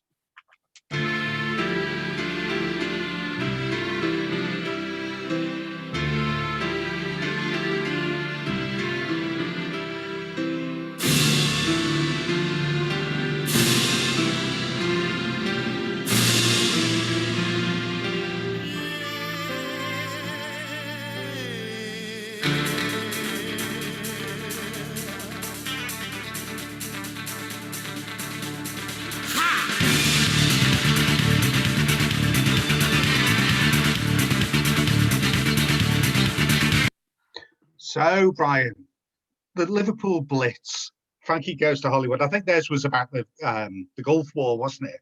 But you know, it was the quickest thing I could find that was like the air raid siren and the sound of planes swooping down over Liverpool. Yeah, but, Frankie Goes to Hollywood was on the radio today, and he was talking about that particular song. Yeah. Isn't that weird that you just played that? Well, I just wanted something that, you know, I thought I ever delve into the BBC archives and get the sound of a real air raid warning. And I thought, no, we can play a little bit of Frankie Goes to Hollywood. But as you rightly said to me earlier when we were saying what we're talking about tonight, I mean, the May Blitz and the Blitzkrieg in general must have been the most terrifying series of events that happened for families. Liverpool was, after London, was the most bombed city, wasn't it? It was. I remember going down London Road. I mean, when I was a young boy. That's where TJ Hughes is up at the top, isn't it? Yeah. At the top, by where that Roy Castle place is now. Well, the buildings in between there, well, there was nothing. It was just nothing. It was just obviously being bombed. You know, loads of different areas in Liverpool where there was no buildings. Even Lord Street, on the left-hand side of Lord Street, there was no. I think there was one or two buildings there, at the bottom, at the top, and then there was nothing in the middle. I remember seeing it. I mean, Andy, you were saying just before we came on air about Castle Street in Liverpool. Oh yes, there was a thing about Castle Street. You know, there's a famous photo, which I think is in Liverpool Echo Archive. It is, yeah. It's where there is nothing. That's right. There you go. In the middle distance, there's the Custom House, which was on South John Street, Canning Place, and the Custom House had lost its dome. But in the foreground, it shows Castle Street. Everything's down except for Queen Victoria's monument. Yeah. And apparently, there were some people who said that should have been bombed as well because it's an ugly old thing. Well, that's where the castle used to stand. Yeah, well, that's what Andy was saying. I mean, you know, Liverpool's got a very strange history because, I mean, obviously, you know, going back to the 1700s, we have the slave trade. But one of the reasons the Germans chose to bomb Liverpool is because all of the stuff we were getting from the Atlantic from America basically came into Liverpool, Birkenhead and Wallasey docks. So the Germans actually were quite clever, really. Find somewhere that will affect the supply of goods coming in get rid of it. And you basically, the old siege mentality, you starve people to death. It wasn't so much that they were trying to kill people. That was something that happened and was incidental. They were trying to stop us being able to get food and supplies. That's right. You know, from the Americans, from the Atlantic. But I mean, obviously it was before all of our time. But my mum and dad sort of remember this period because they're a bit older than me. Well, most mums and dads are, aren't they? All the merchant ships, they were targeted all the time, weren't they? Yeah. Well, I mean, like Alban said, Alban used to live, well, you know, in Blackpool area. So all the children, there was an operation called Pied Piper, I think it was. And basically they snuck all the children out of Liverpool and they took them to live on farms and Chorley, Blackpool, you know, all that sort of area, because it was arable land, basically.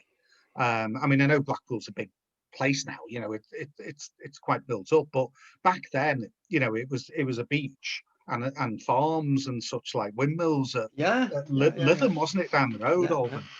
It was said that Hitler didn't bomb Blackpool because he wanted to march his troops up and down in front of the tower.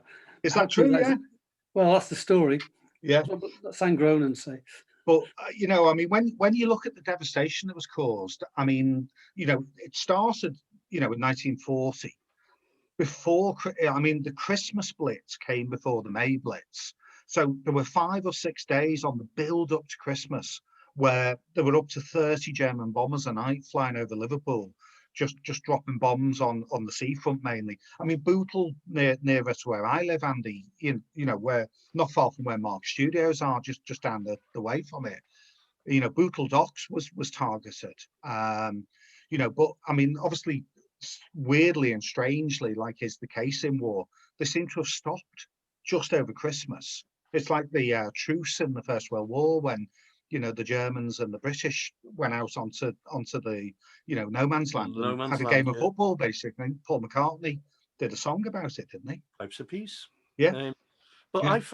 I still found the history of it. It's like people assumed, like Germany, because they were obviously, you know, forgetting about the situation with Berlin and the split into different quarters where they'd have a French, American, British, and Russian quarter. You know, and Germany seemed to build themselves up pretty quickly. But in Liverpool, I remember going with my dad to go and see where they used to live in Westminster Road in Kirkdale. And when I went down there, I saw like you get like an end terrace of 5 houses, and there'd be a lot knocked down. And I thought knocked down. I said that, they clearing this area, they build new houses. He says, no, son, it's been like that since the war. Yeah, and this was 1972, so 30 years on, and they hadn't rebuilt anything because you just thought, well, actually, Hitler did do us a favour because this housing was pretty horrible. There's some truth in that.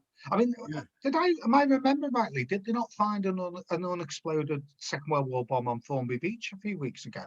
Did you hear about that, Alban? I didn't know. I'm sure I heard about it. Yes, there was something about that, Tony. It was in the paper, wasn't it? They actually did. They actually got the ordnance down. Yeah, they do a controlled explosion, don't they? But it was a legitimate, you know, UXB from the war. Wow. I mean, did you get much over in Yorkshire, Derek? Because you're Yorkshire based, aren't you? Yeah, I live in Harrogate now. Is it Sheffield was probably where it was targeted? Yeah, I think there was some there because of the steel industry. Yeah. But I mean, obviously the May Blitz, Brian, is, you know, before your time, but you are probably more likely to remember some of it than we. There was there's a little picture. There's a little. But you can you see that? Yeah, absolutely. That's Lord Street. Good God. Wasn't there a famous department store called Frisbee Dyke that got knocked down? Possibly. Yeah. There was another one further down called Bunnies, I think. But I think that. Yeah, Bunnies was famous. I've heard of Bunnies. Yes, we missed that one. But apparently there were 160 bombers attacked in one night. There was 50 raids in 3 months, and one there. You know, they even bombed Waltham Jail, and 22 inmates were killed, which sounds a little ironic in a way, doesn't it? You know. Yeah. But you know, ultimately in the May Blitz, 3,000 people in Liverpool lost their lives from bombs being dropped. you know, and it was a blitzkrieg. I mean, you know, Seacombe, Wallasey, Birkenhead, Kirkdale, Bootle, all or Huskinson Dock and all around there. I mean, it's amazing anything survived, really, Brian. It is. I mean, absolutely. I mean, the cathedral, I think, was hit, was it, Brian? Not sure, to be honest with you, about the cathedral, but I know. Well, there's the church. There's the church down the road from. Oh, that of course, the church was hit. It's called the bombed out church. The bombed out church, yeah. No, that well. Have you seen that, Derek? Have you been over to? Did you get up to that bit of Liverpool, just at the bottom of Mount Pleasant or Brownlow Hill, isn't it? There's a church at the bottom. It's iconic now, isn't it? The walls are standing, but the inside's all gone. It's called the bombed out church. St. Luke's, is it? Is that right? Yeah, that's it, yeah. But they do all sorts with it now, don't they? They have pop concerts there and drama. It's a bit of an arts centre, isn't it? Yeah. Yeah, it is. Yeah, because when we were allowed out after one of the lockdowns, I went to watch. They had like a fire dancing and fire breathing exhibition on. It was in October, so it was pretty cold. So you definitely wanted to sit near the front, so you got the heat. Well, down by the pier head, I think it's called the Citadel, like a big, tall structure. On the far side of that, there's old bullet holes, you know, from the aeroplanes when they used to come in, like that. And there's like a big string of bullet holes there. So according to the article I read, there were 6,500 homes destroyed in Merseyside, Andy. I mean, it's just, you know, they still haven't rebuilt them all, have they, by the sound of it? No, well, all the rubble was taken up to just by where you are, Tony. Yeah. By the lifeguards in Crosby. Yeah. That's where all those bricks and all the pillars, everything to do with the houses. Well, stuff still washes up on Crosby. I went to Crosby Beach a while ago for a walk, and it's amazing what gets washed up on the beach. You get bricks and all sorts of things, and people see them and they go, "Oh, that's from such and such." They know where they're from. People, you know, there's amazing history and everything. It's truly amazing. Do you know what's often forgotten? I knew. Oh no, you first, Brian. Sorry. I knew a beachcomber who used to continually walk up and down Crosby Beach, and he used to say, if you ever see those big like ball things rolling up, you know, and people walk past them and say, "Hey, I'm not going near that." Well, he used to just take a spade and hit them and split them, and he used to find all sorts of treasures in them. Yeah, he said, you might find an old lamp. I've seen people down there with metal detectors. Yeah. You know, I mean, there's a photographer chap I know called Billy Vitch. Don't know if any of you are friends with him. Billy. Owen is Owen's his real name. Yeah, his photography name's Billy Vitch. He takes seriously good photos. Did you see his one of the statue of the Beatles? Derek, we'll have to share it to you. He took a picture of the 4 Beatles down by the pier head. But he got right down on the ground, and you know the way you get that angle, so it's looking up. But he's still got one of the 3 Graces in the background, one of the buildings, the Cunard building or whatever.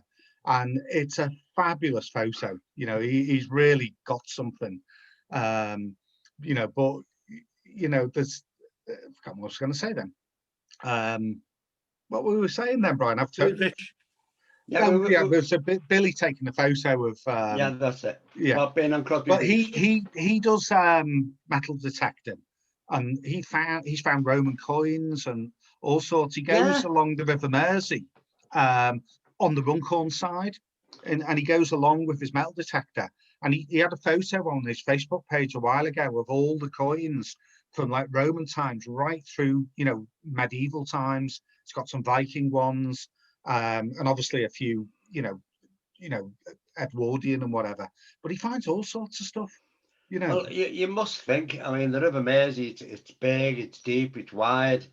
Imagine the ships and boats and everything that's at the bottom of that sea. Well, it's coming back whatever now, was on them at the time. It's getting a real renaissance now, the docks and whatever, isn't it? I mean, I go for a walk on the beach, and some of the ships you see sailing in and out, you wonder how they can float. I mean, have you seen that big ACL container boat, Andy? It's the big ACL container boat. Oh, God, it must be about 150 foot long and about 120 foot high. Yeah, and if they go off track a little bit, they're on a sandbank, aren't they? I bet they are. They are. Now, talking about hydrographics, I've got something to tell you. At least it's well known that we had forts in the River Mersey during the war. Yeah. But They had what? you know, Forts. forts like Yeah.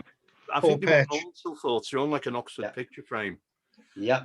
And they've still got a number of them left in the Thames Estuary, you know, things like Shivering Sands Fort, Red Sands Fort, and so on. And a few of the naval forts like Ruffs and Sand, you know, there's one called Sealand where they took it over. So there's people living on this fort. But the way it worked is that in Liverpool, we had a number of them in the River Mersey. And I think they were actually, when they were decommissioned, they were blown up. Which never happened because in London, where I think they were under the jurisdiction of the Rivers Authority or the Greater London Council, they took one look at the bill for demolition and went, no, it's going to cost millions to do this. So they've let them just basically go to nothing, you know, to rust, as it were. But the Liverpool ones were somewhere in the middle.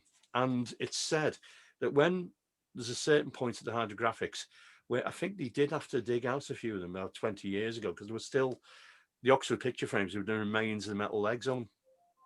Wow. You know, because that they'll have to. It's like when they fly over and do these aerial photographs, and you know, they do geological surveys and they can see what's below the water. It's amazing what they can see nowadays, isn't it? Well, yeah. Well, I mean, still bits being washed up on the beach and, you know, at Frinton on Sea and places like that of all these forts. One fort was hit. I think there was a Russian merchant ship that hit it by mistake. And where it clipped it, it basically brought down, there were walkways between, I think, 7 of them. I brought down a couple of the walkways. And they were used for pirate radio in the 60s as well. Oh, well, that's going back to when fun was allowed, isn't it? Yeah. Where was that? Was that in Liverpool? Is that on the Wirral side, Andy? Oh, wow. Say again. Yeah. So Andy, you're welcome to leave it in a few minutes if you must, which is agreeable. I do apologise, lads. No, do not worry. Do not worry. So I will see you after lunch tomorrow for our little road trip to the recording studio. Okay. Very quick. Yeah. Can I just say to all of you, it's a great pleasure. It's a great pleasure to be able to see you again, Alban, and you, Brian. And Derek, it's great to talk to you because I really enjoy your book. Oh, thanks. And, you know, as it is, Tony, always enjoyable to see you, sir. Thank you kindly. So we're going to be listening to the French Inhaler now, which is written in the key of D minor, Derek, just so people know it's a sad song, you know. Go on, I'll have a listen to it before we go. Let's have a listen to this. Coffee, chocolate cake. Yeah. Now, Derek, you've got a choice here. You've got the demo or take one. Which do you fancy? I'll go with the demo, shall we? Go with the demo, because they released like a collector's edition of Summer's Eve, like they're doing with lots of artists. Yeah. But they went back to the archives and took the first take and the one where there's, you know, string arrangements and things. But this is the demo. This is from his well, technically it's not his debut album, is it? But it's his debut album when he became a little more well known, isn't it? That's right. 1976, is that right? That's right. Yeah. About 5 years after his first album. The imaginatively titled album was called Warren Zevon, by Warren Zevon. They had no imagination, these creative people, did they? Exactly. So no, this is a brilliant song called The French Inhaler. And Derek in a minute will tell us a bit about it.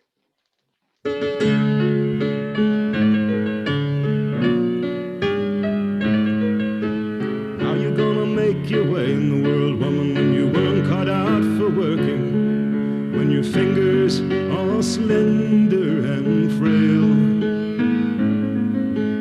How you gonna get around in this sleazy bedroom town if you don't put yourself up for sale? Where will you go with scarves and miracles? Who's gonna know who you are? Drugs and wine and flattering light, you must try it again till you get it right. Maybe you'll end up with someone different every night.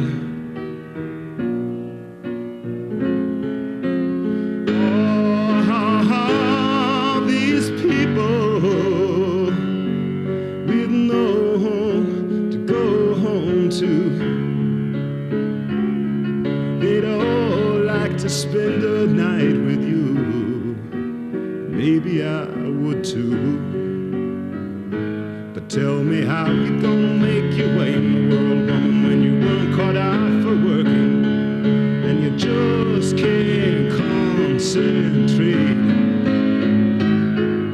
and you always show up late. You said you were an actress, yes, I believe you are.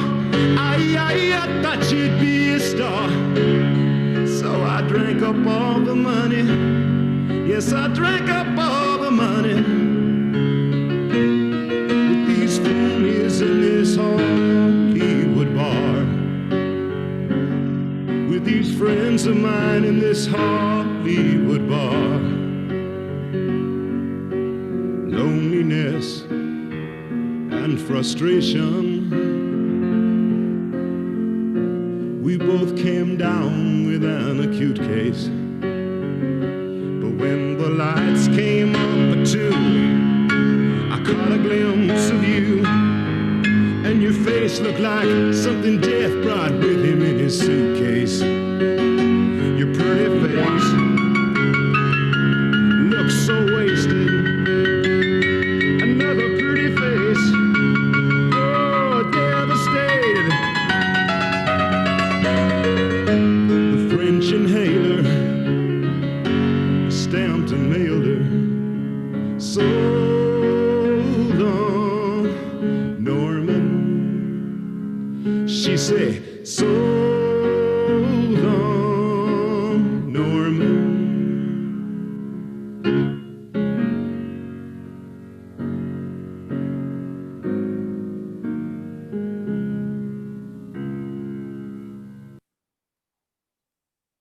And of course, the bit at the end is Norman Mailer and Marilyn Monroe, I think, isn't it? Is that right? It's a reference to Norman Mailer. Really? Yeah, but it's so typical Warren Zevon, that song, though. He writes some of the most wonderful, plaintive love songs, but they're not always about falling in love. They're about not falling in love in a way, aren't they? Yeah, like it's been stitched up like the Hula Hula Boys. Yeah. When his girlfriend goes off with the Hula Lads, when he's having a I don't know, fun weekend away in Hawaii. Yeah. But I mean, that song's about his wife. Well, I don't know if they're actually married, but his life partner. She came home one night and announced she was having an affair, basically, didn't she? And he just was seriously upset about it, as you would be. And then went in the studio and wrote the song about it. But allegedly, his son Jordan Zevon, who's sort of curating, his output and whatever. Yeah. I think he's recording himself now, is he? Jordan Zevon, his son. Oh, absolutely. Apparently, his ex-wife actually now likes the song and plays it quite often. Yeah, apparently. She probably what's not to like? Oh yeah. So go on, Derek. Give us a little bit of an insight into Warren, and take care, Andy. Yeah. You take care, everyone, and thank you again, Andrew. Francesca, good to see you, mate. Francesca just messaged to say that she's made up with the card. Made up with the card. Yeah, so that's Crafty Nutkin, Facebook and a website, folks. Just easy to remember. Crafty Nutkin. Dive on, have a look, contact Fran, tell her what the occasion is, names, spellings, colours, themes. She can do it all, can't she, Brian? Yeah, she's very good. But she just said that she'd made up Andy likes the card. Oh yeah, well, Father's Day is creeping up fairly soon, so there's an excuse for people. Like Mother's Day we had a little while ago.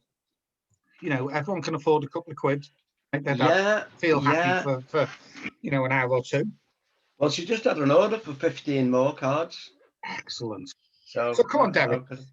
I am dying to know a little bit about 1976, Warren Zevon, and recording all the great songs he did. So fire away. Well, I mean, he did. You're quite right. I mean, that's generally thought of as his debut album.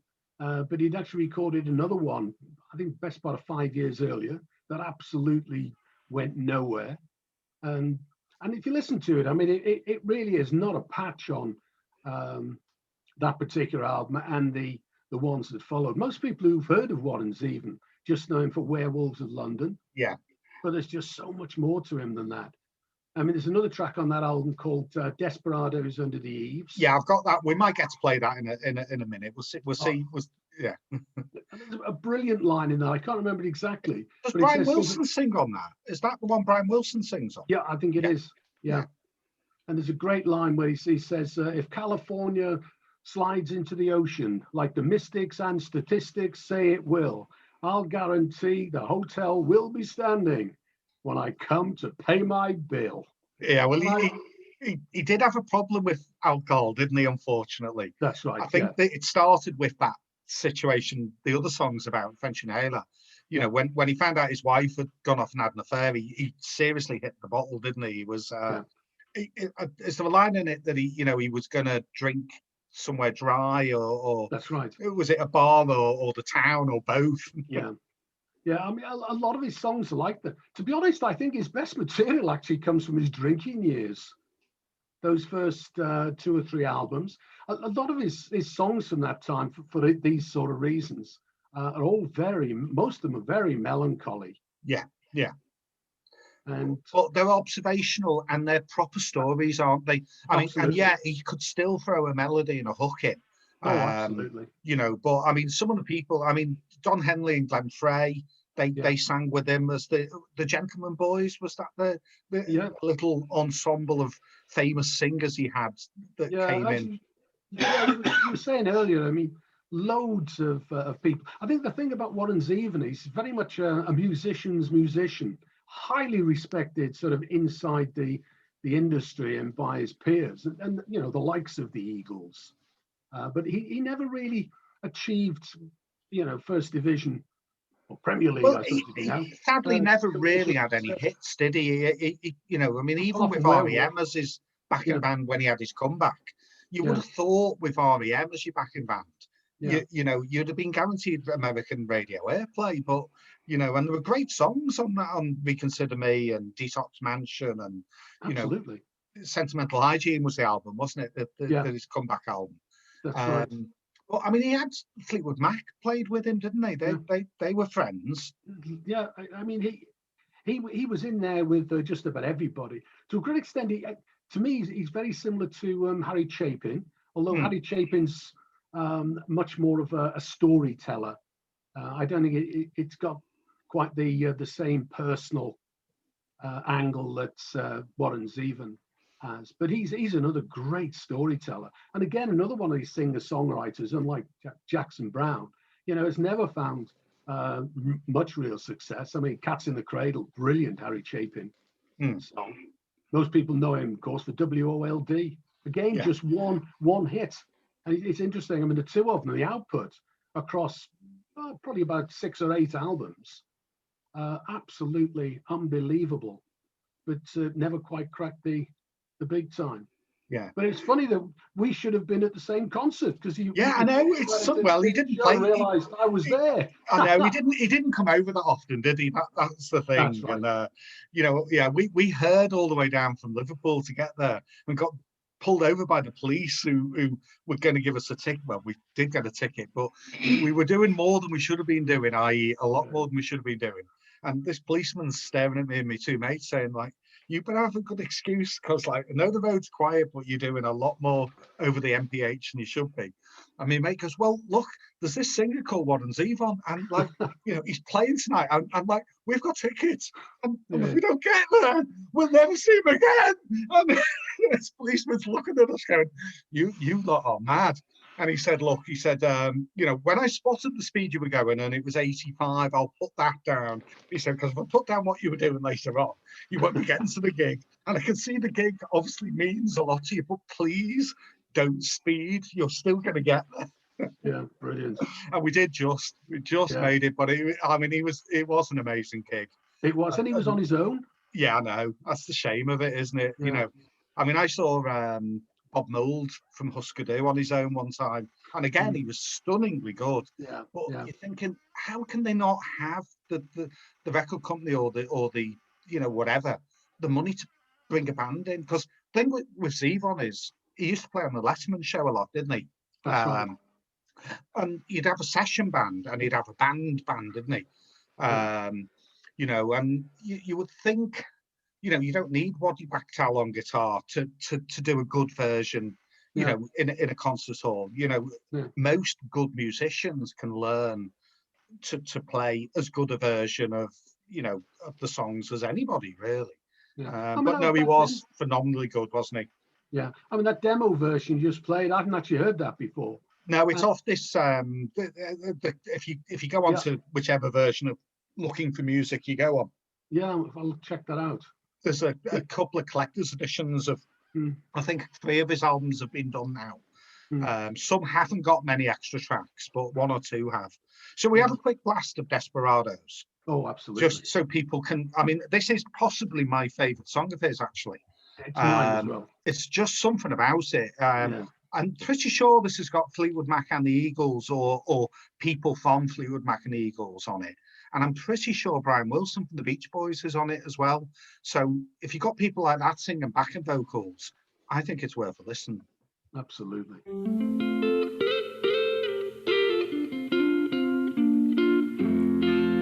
I was sitting in the Hollywood Hawaiian Hotel. I was staring in my empty coffee cup. I was thinking that the gypsy was a lion. All the salty margaritas in Los Angeles, I'm gonna drink them up. And if California slides into the ocean, like the mystics and statistics say it will, I predict this motel will be standing until I pay my bill.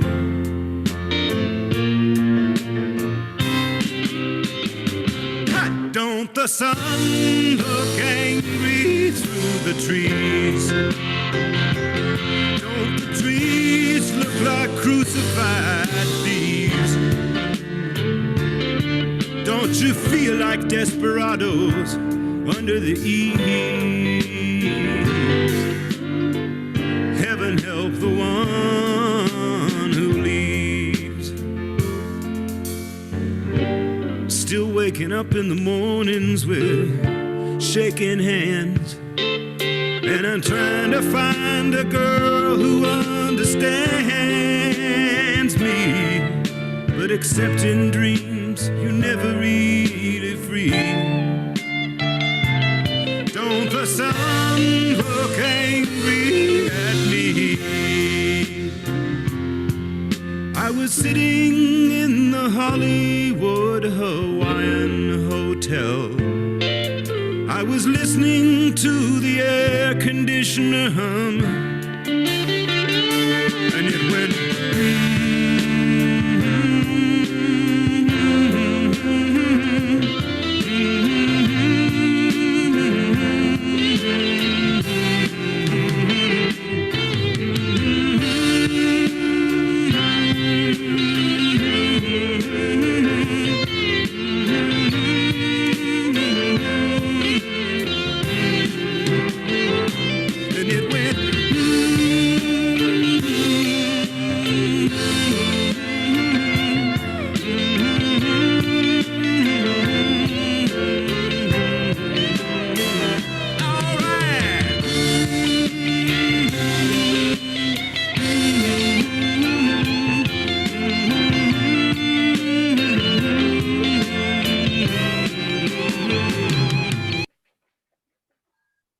basically for the last 2 minutes, it's just all the backing singers doing that humming. That's isn't right. It's beautiful.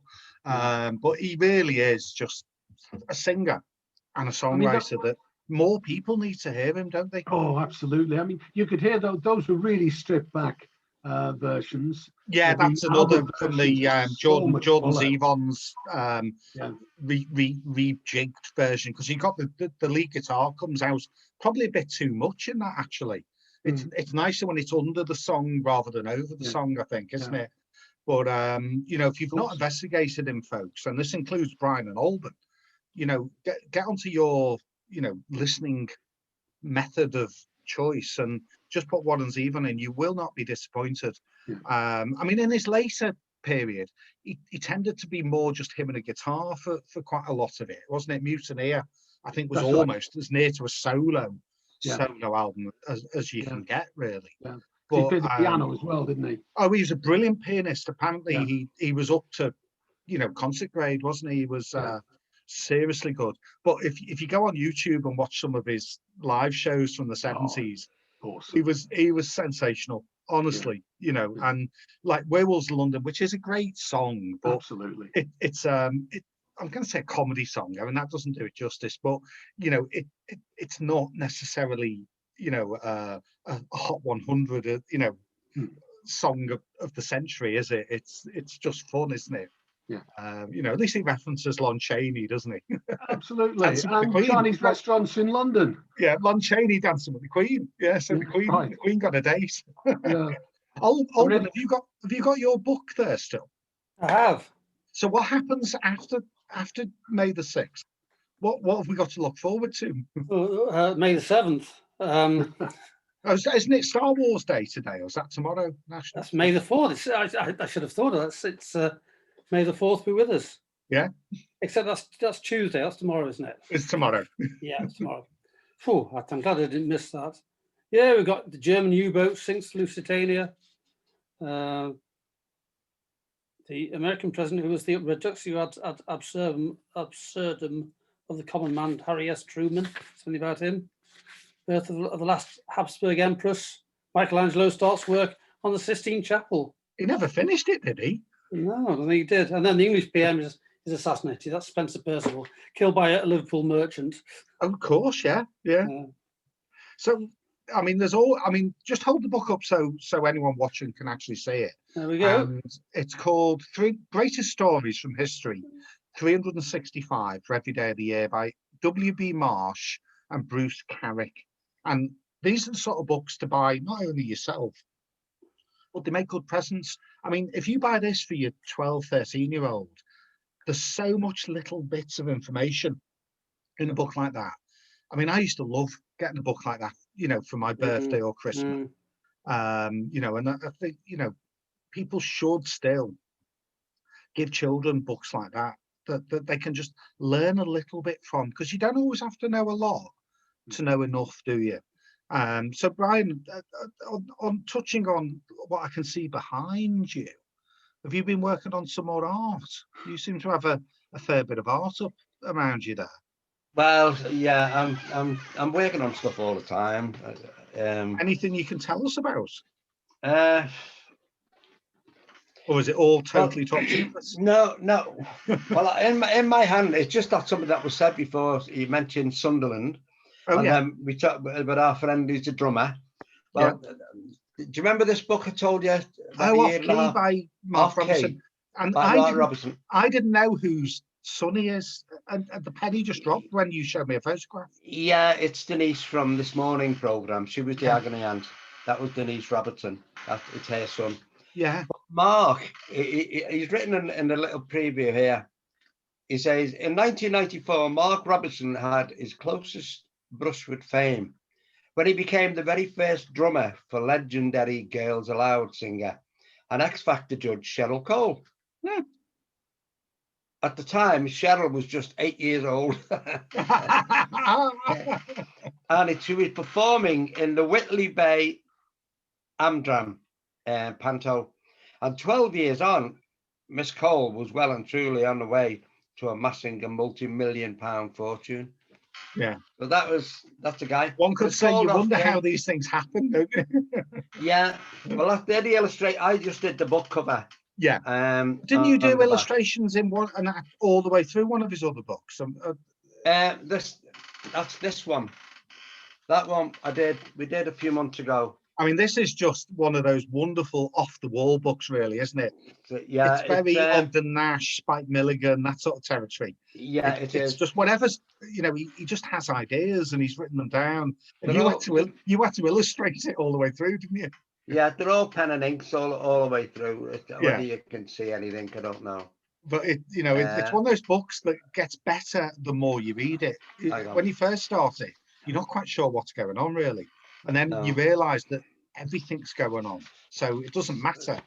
Some of it's quite political, and it's funny. It's very funny, a little bit rude, you know, but it's very poignant for the time, and it's about what's going on today in the world, basically. Yeah, but you're now working on projects just solely of your own making, aren't you? That's the thing. I've got a few going on, but this particular one here, that this is the little character, or one character out of one of my stories.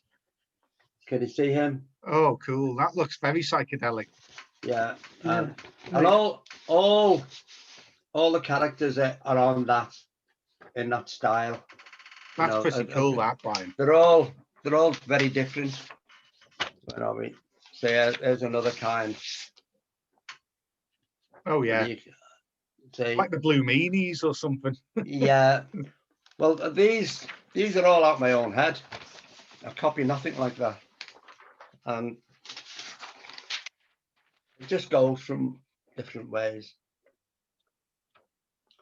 Don't know whether you can see that. Yeah, we can see that. It's like a carapace of a beetle or something almost. It is, yeah. Yeah, but I am working on things all the time, Tony. And yeah. I mean, you've given me. I'm not going to tell anyone much about it, but you've sent me almost a finished. You've sent me almost a finished draft of a graphic novel, basically, isn't it? It's I have, more pictures than words, shall we say?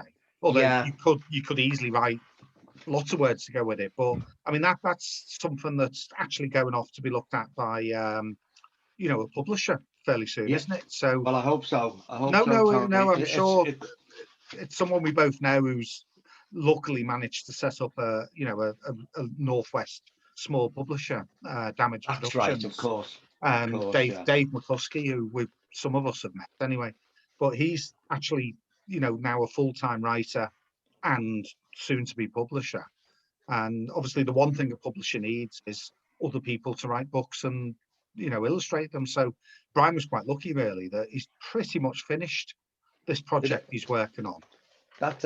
This is another simple story, but it is a full story and it's all illustrated. That looks fun. It's about a little hippopotamus. You don't get little hippopotamuses. Well, this one. Well, it's only little. It has to be little to fit in the book. Yeah. They kill more people get killed by hippopotamuses than lions and tigers. They do, yeah. And crocodiles. Oh no! Well, he's been on the Brexit diet or the or the lockdown diet. And then there's where are we? There's another one which. When Francesca was little, we used to say Francesca Freckles.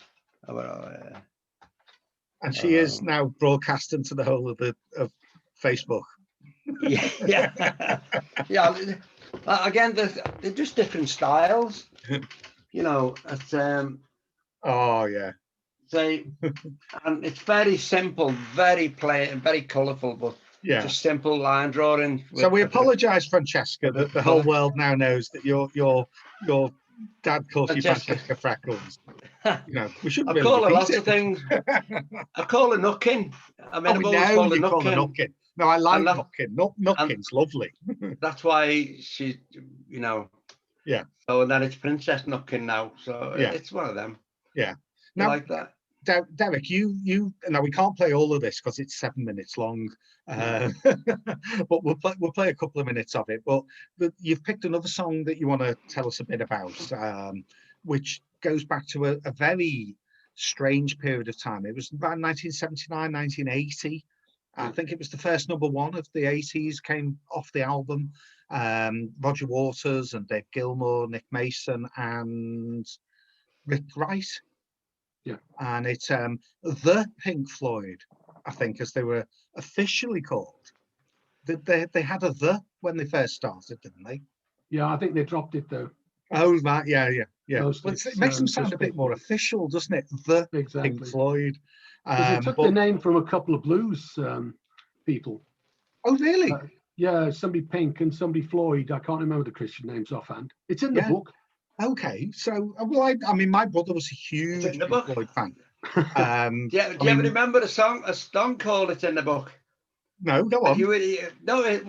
It's in the 40s. If you type in song or the guy in the book, just before Derek's time. Funny. This is where you're just a tiny bit older than Derek, because he only goes back to the 50s and you can do the 40s. Do you know the nursery rhymes when it says, Little Bo, he goes, Little Bo Peep has lost her sheep and doesn't know where to find them. It's only obvious she doesn't know where to find them because she's lost them, right? And he breaks the nursery rhymes down like that, you know. I like it. Oh, no, we'll have to look into that. So it's called In the Book. In the Book. It's called In the Book. Oh, Yeah. In the book. It's in the book, like you go, it's in the book, like that.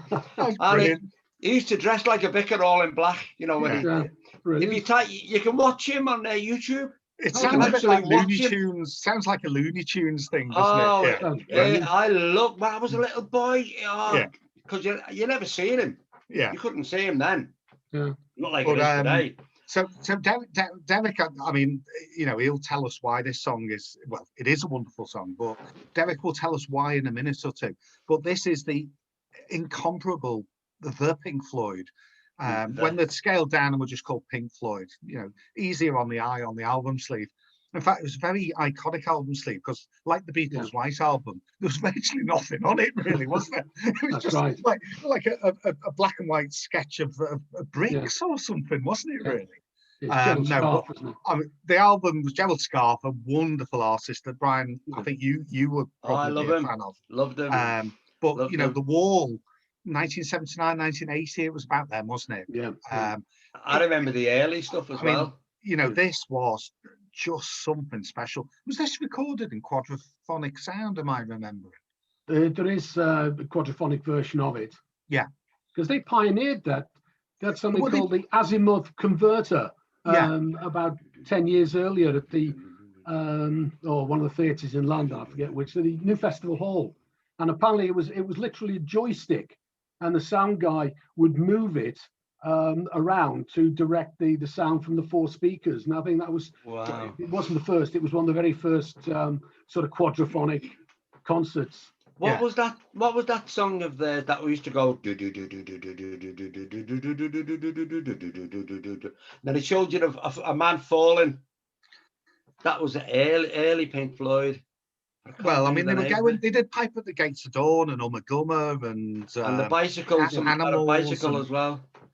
Yeah, Bike was on that first album. Pipe at the Gates of Dawn. Yeah. And the Gnome. Oh yeah, the Gnome, and Arnold Lane, Arnold Lane, that was one of my brother's favourites. He liked a lot of the psychedelic stuff. The concert at Pompeii they did was his most favourite, fabulous, concert of all time. In fact, me and my mum and dad got a bit fed up because we'd go in the lounge and he'd be there watching it again and again and again. Good taste, you see. Oh yeah, no, too right. Absolutely good taste. But Derek's not picked Another Brick in the Wall. You've picked one of the more melancholic songs, Comfortably Numb. Is this the anti-dentist? Is this about going to the dentist then, is it? Yeah, it's the war, wasn't it? About the war. Yeah. Being in the trenches. Yeah. I saw the one of the concerts at Earl's Court, and what happens is they as you probably know, they build the wall during the first half. That's right, yeah. And then the second half of the concert, they're actually playing from behind the wall. And that all came about, the idea came to Roger Waters a couple of 3 years earlier. They were playing a gig in Montreal, in Canada, and the audience weren't listening and there were firecrackers going off. And Roger Waters famously spat at one of the audience people. And the idea came to him, I love concerts, but I hate bloody audiences. Yeah. So we'll build a wall and we can just play. That's what they did. And when the Comfortably Numb song came, because it's in the early part of the second half of the show, the wall was complete. And as the song's developing, Gilmore, the guitarist, he's on a cherry picker, and he rises up. And from above the wall. I've seen that somewhere. It must have been awesome. Yeah. I had a backstage pass for the gig. My second wife was Roger Waters' PA. Really? Wow. But it was quite interesting because the Pink Floyd were falling apart at that point. It was around that time that they sacked Rick Wright, Yeah. And I actually knew he was on the payroll before his wife did. Oh, no. I didn't mention it to her though. Ah, God. But no, well, it's an interesting time. But I mean, it's an awesome guitar solo. That. Yeah, And it isn't is it? one of my favorite. I mean, I've been a very big Pink Floyd fan from the very beginning. I said earlier about the bike ride into Chester, listening to the album and thinking, oh my, I've never heard anything like it. So I listened to the second side and thought, well, I'm here now. Here's me 32 and 6. Yeah. And I've still got the album. And I wish you were here as well. That's another bit. That is superb. Well, Yeah. didn't it, when he did the cover for that, the guy, he actually set him on fire or something had happened, That's hadn't right. he? And he got burns. He got loads of burns from it. Yeah, he did. And you see him on fire on the album. It's just, wow. Because the original album itself came in a black plastic sealed bag. Yeah. And sadly, at the time, you don't realise that what you should do is just slit it with a very sharp knife and keep the bag. But how many people? Well, Led Zeppelin did something with one of their albums that was right, almost interchangeable like that, and got it spun around, didn't it? Or they have an internal cardboard thing that you could alter what you saw through the. That's right. Physical, down the side. Graffiti, I've got that album. Yeah. Zeppelin. The Zeppelin one. They just don't make them like that anymore, do they? Mint condition it is. Mint condition. I blame MP3. Everything's got to be digital, hasn't it? Yeah. You remember Alice Cooper when he did the School Desk? Yeah. Like a cardboard. I've still got that. Yeah. Anyway, listen. This is a long song, so we will play as much of it as we can. And I would love to play all of it, but I think it's 7 minutes 32 seconds. Well, I'm happy with that. We'll have a good listen, and then we'll let you tell us a bit more about it. Right.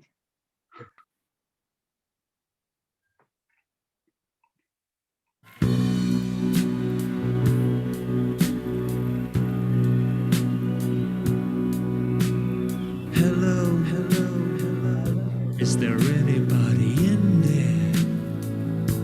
Just not if you can hear me. Is there anyone at home? Come on, get out. I hear you're feeling down. Well, I can ease the pain and get you on your feet again.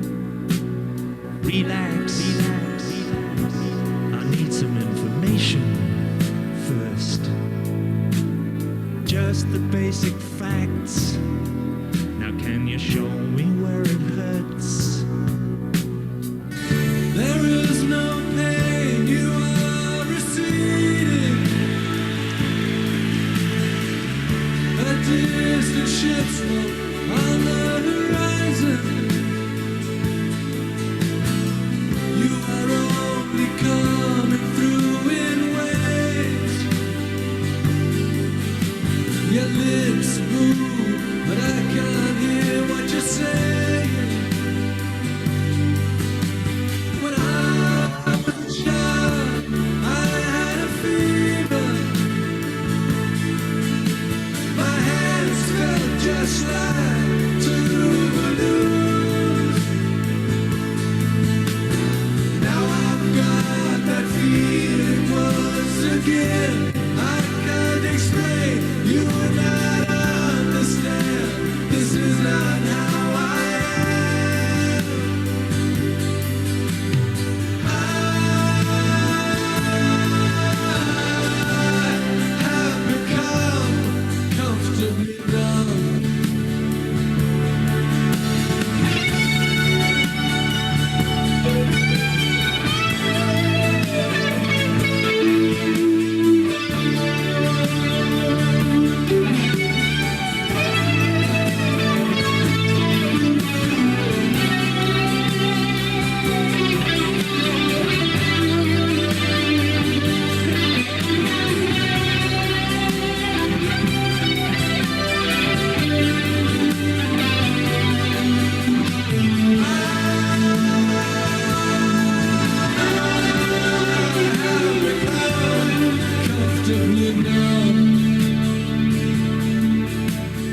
Okay. Just a little pinprick. There'll be no more.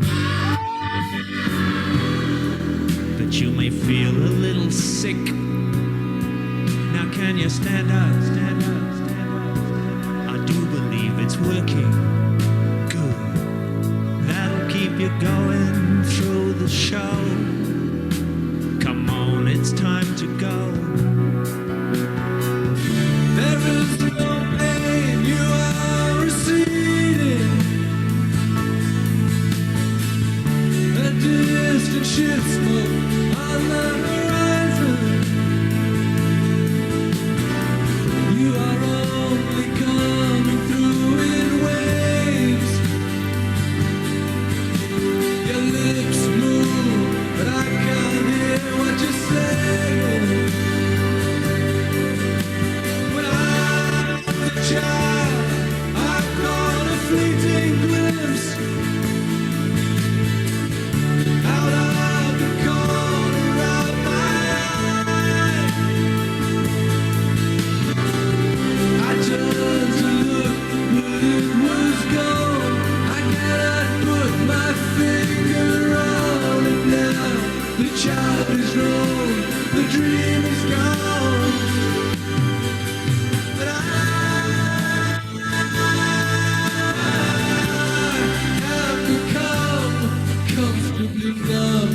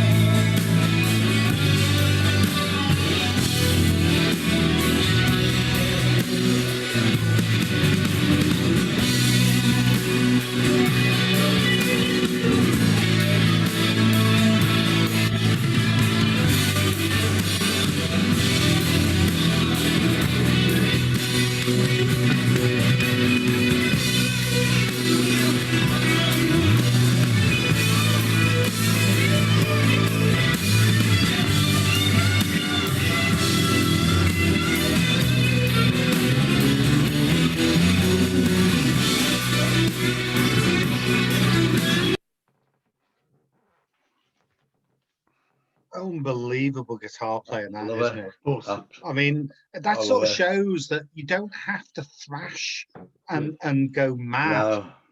to make people understand what you can do with 5 fingers and 6 strings. I mean, Exactly. you know, the sustain and the reverb and the echo and the feeling that he gets across in He's that. just, he looks a gentle guy as well. Yeah. That comes over to me. Yeah. Very Absolutely That was, brilliant. I think that version was the one that was recorded when they played in Berlin.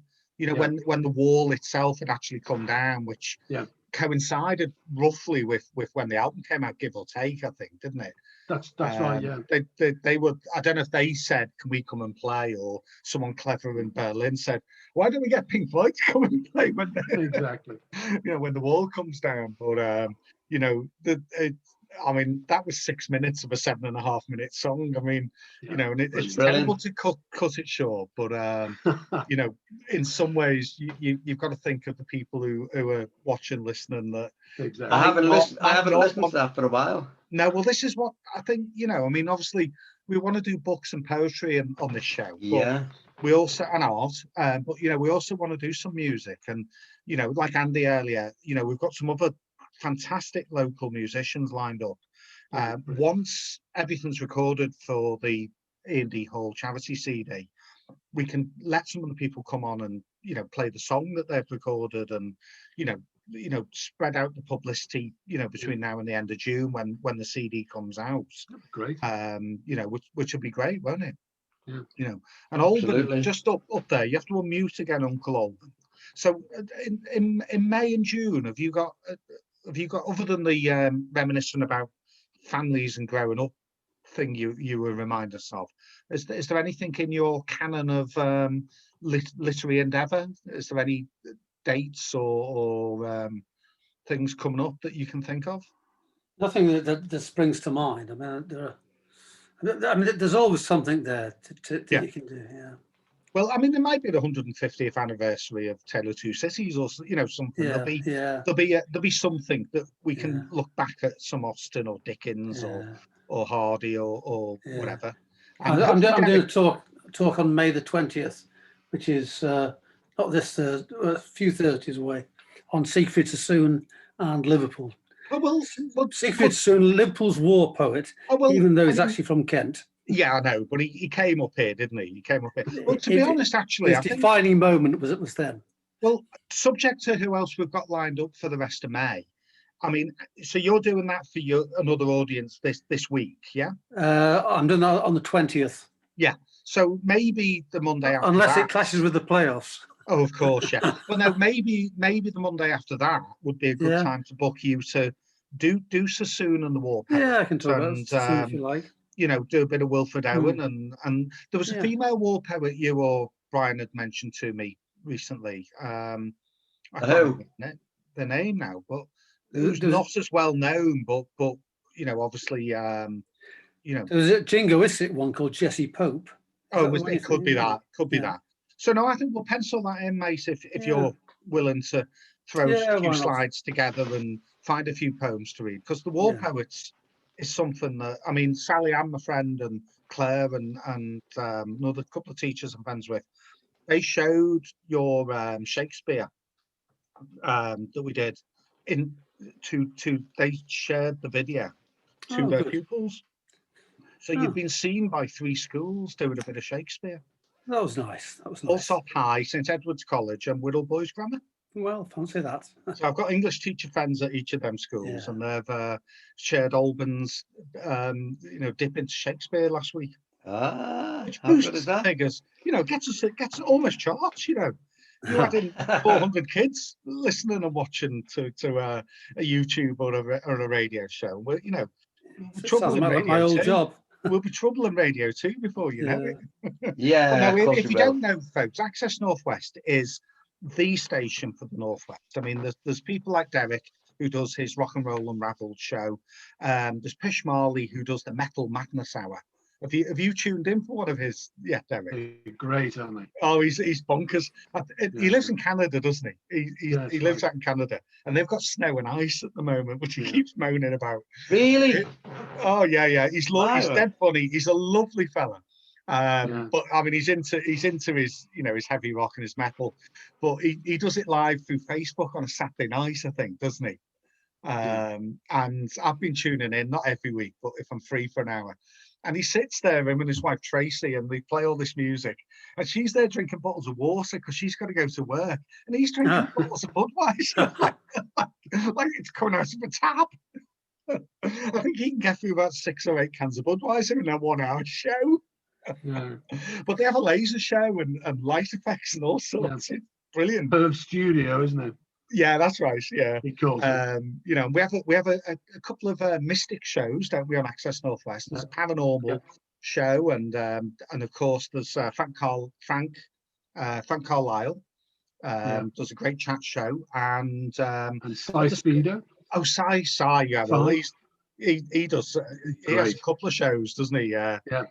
So there's something for everyone on Access Northwest. It's not like, inverted commas, your ordinary commercial stations, and it's not like some of the other regional ones that sort of copy the commercial ones. We're not like that.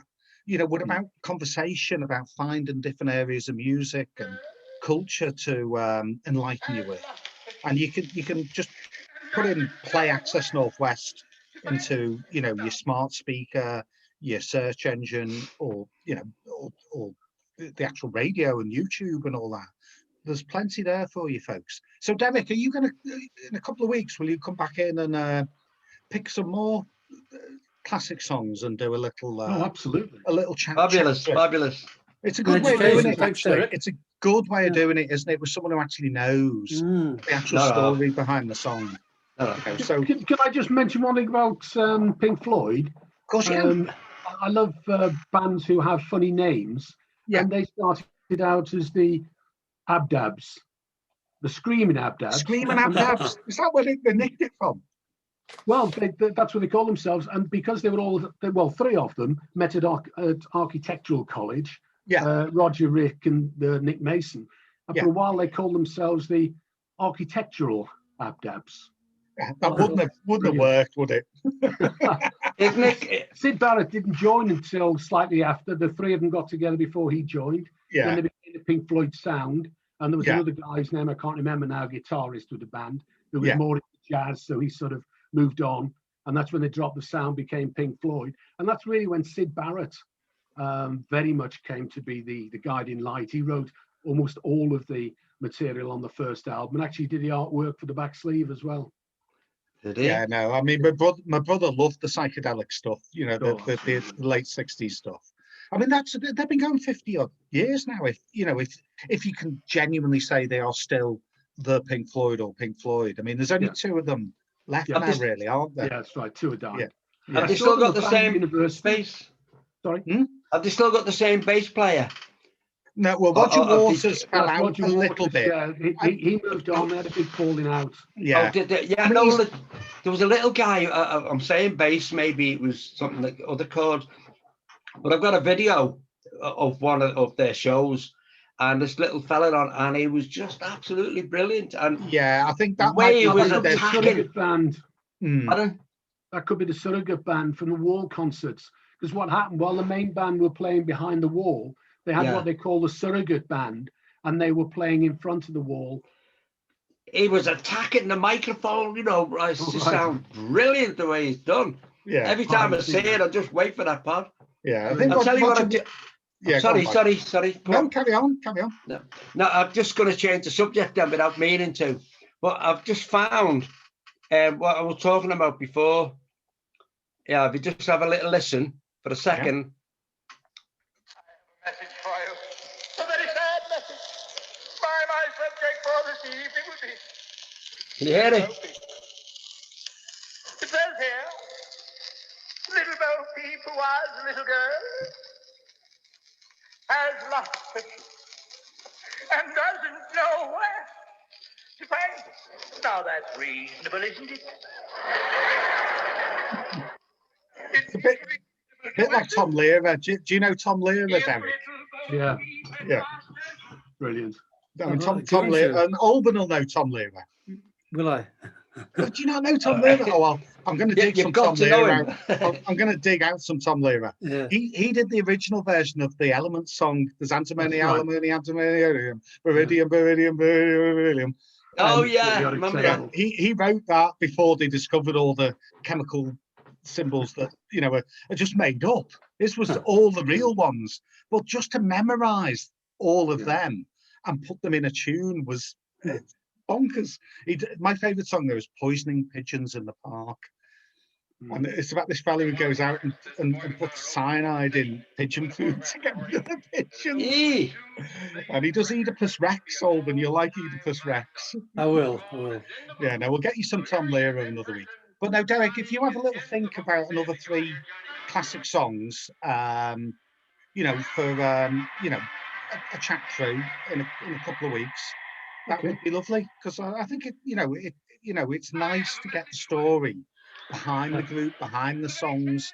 Plus, you know, sometimes people haven't heard the song for a long while.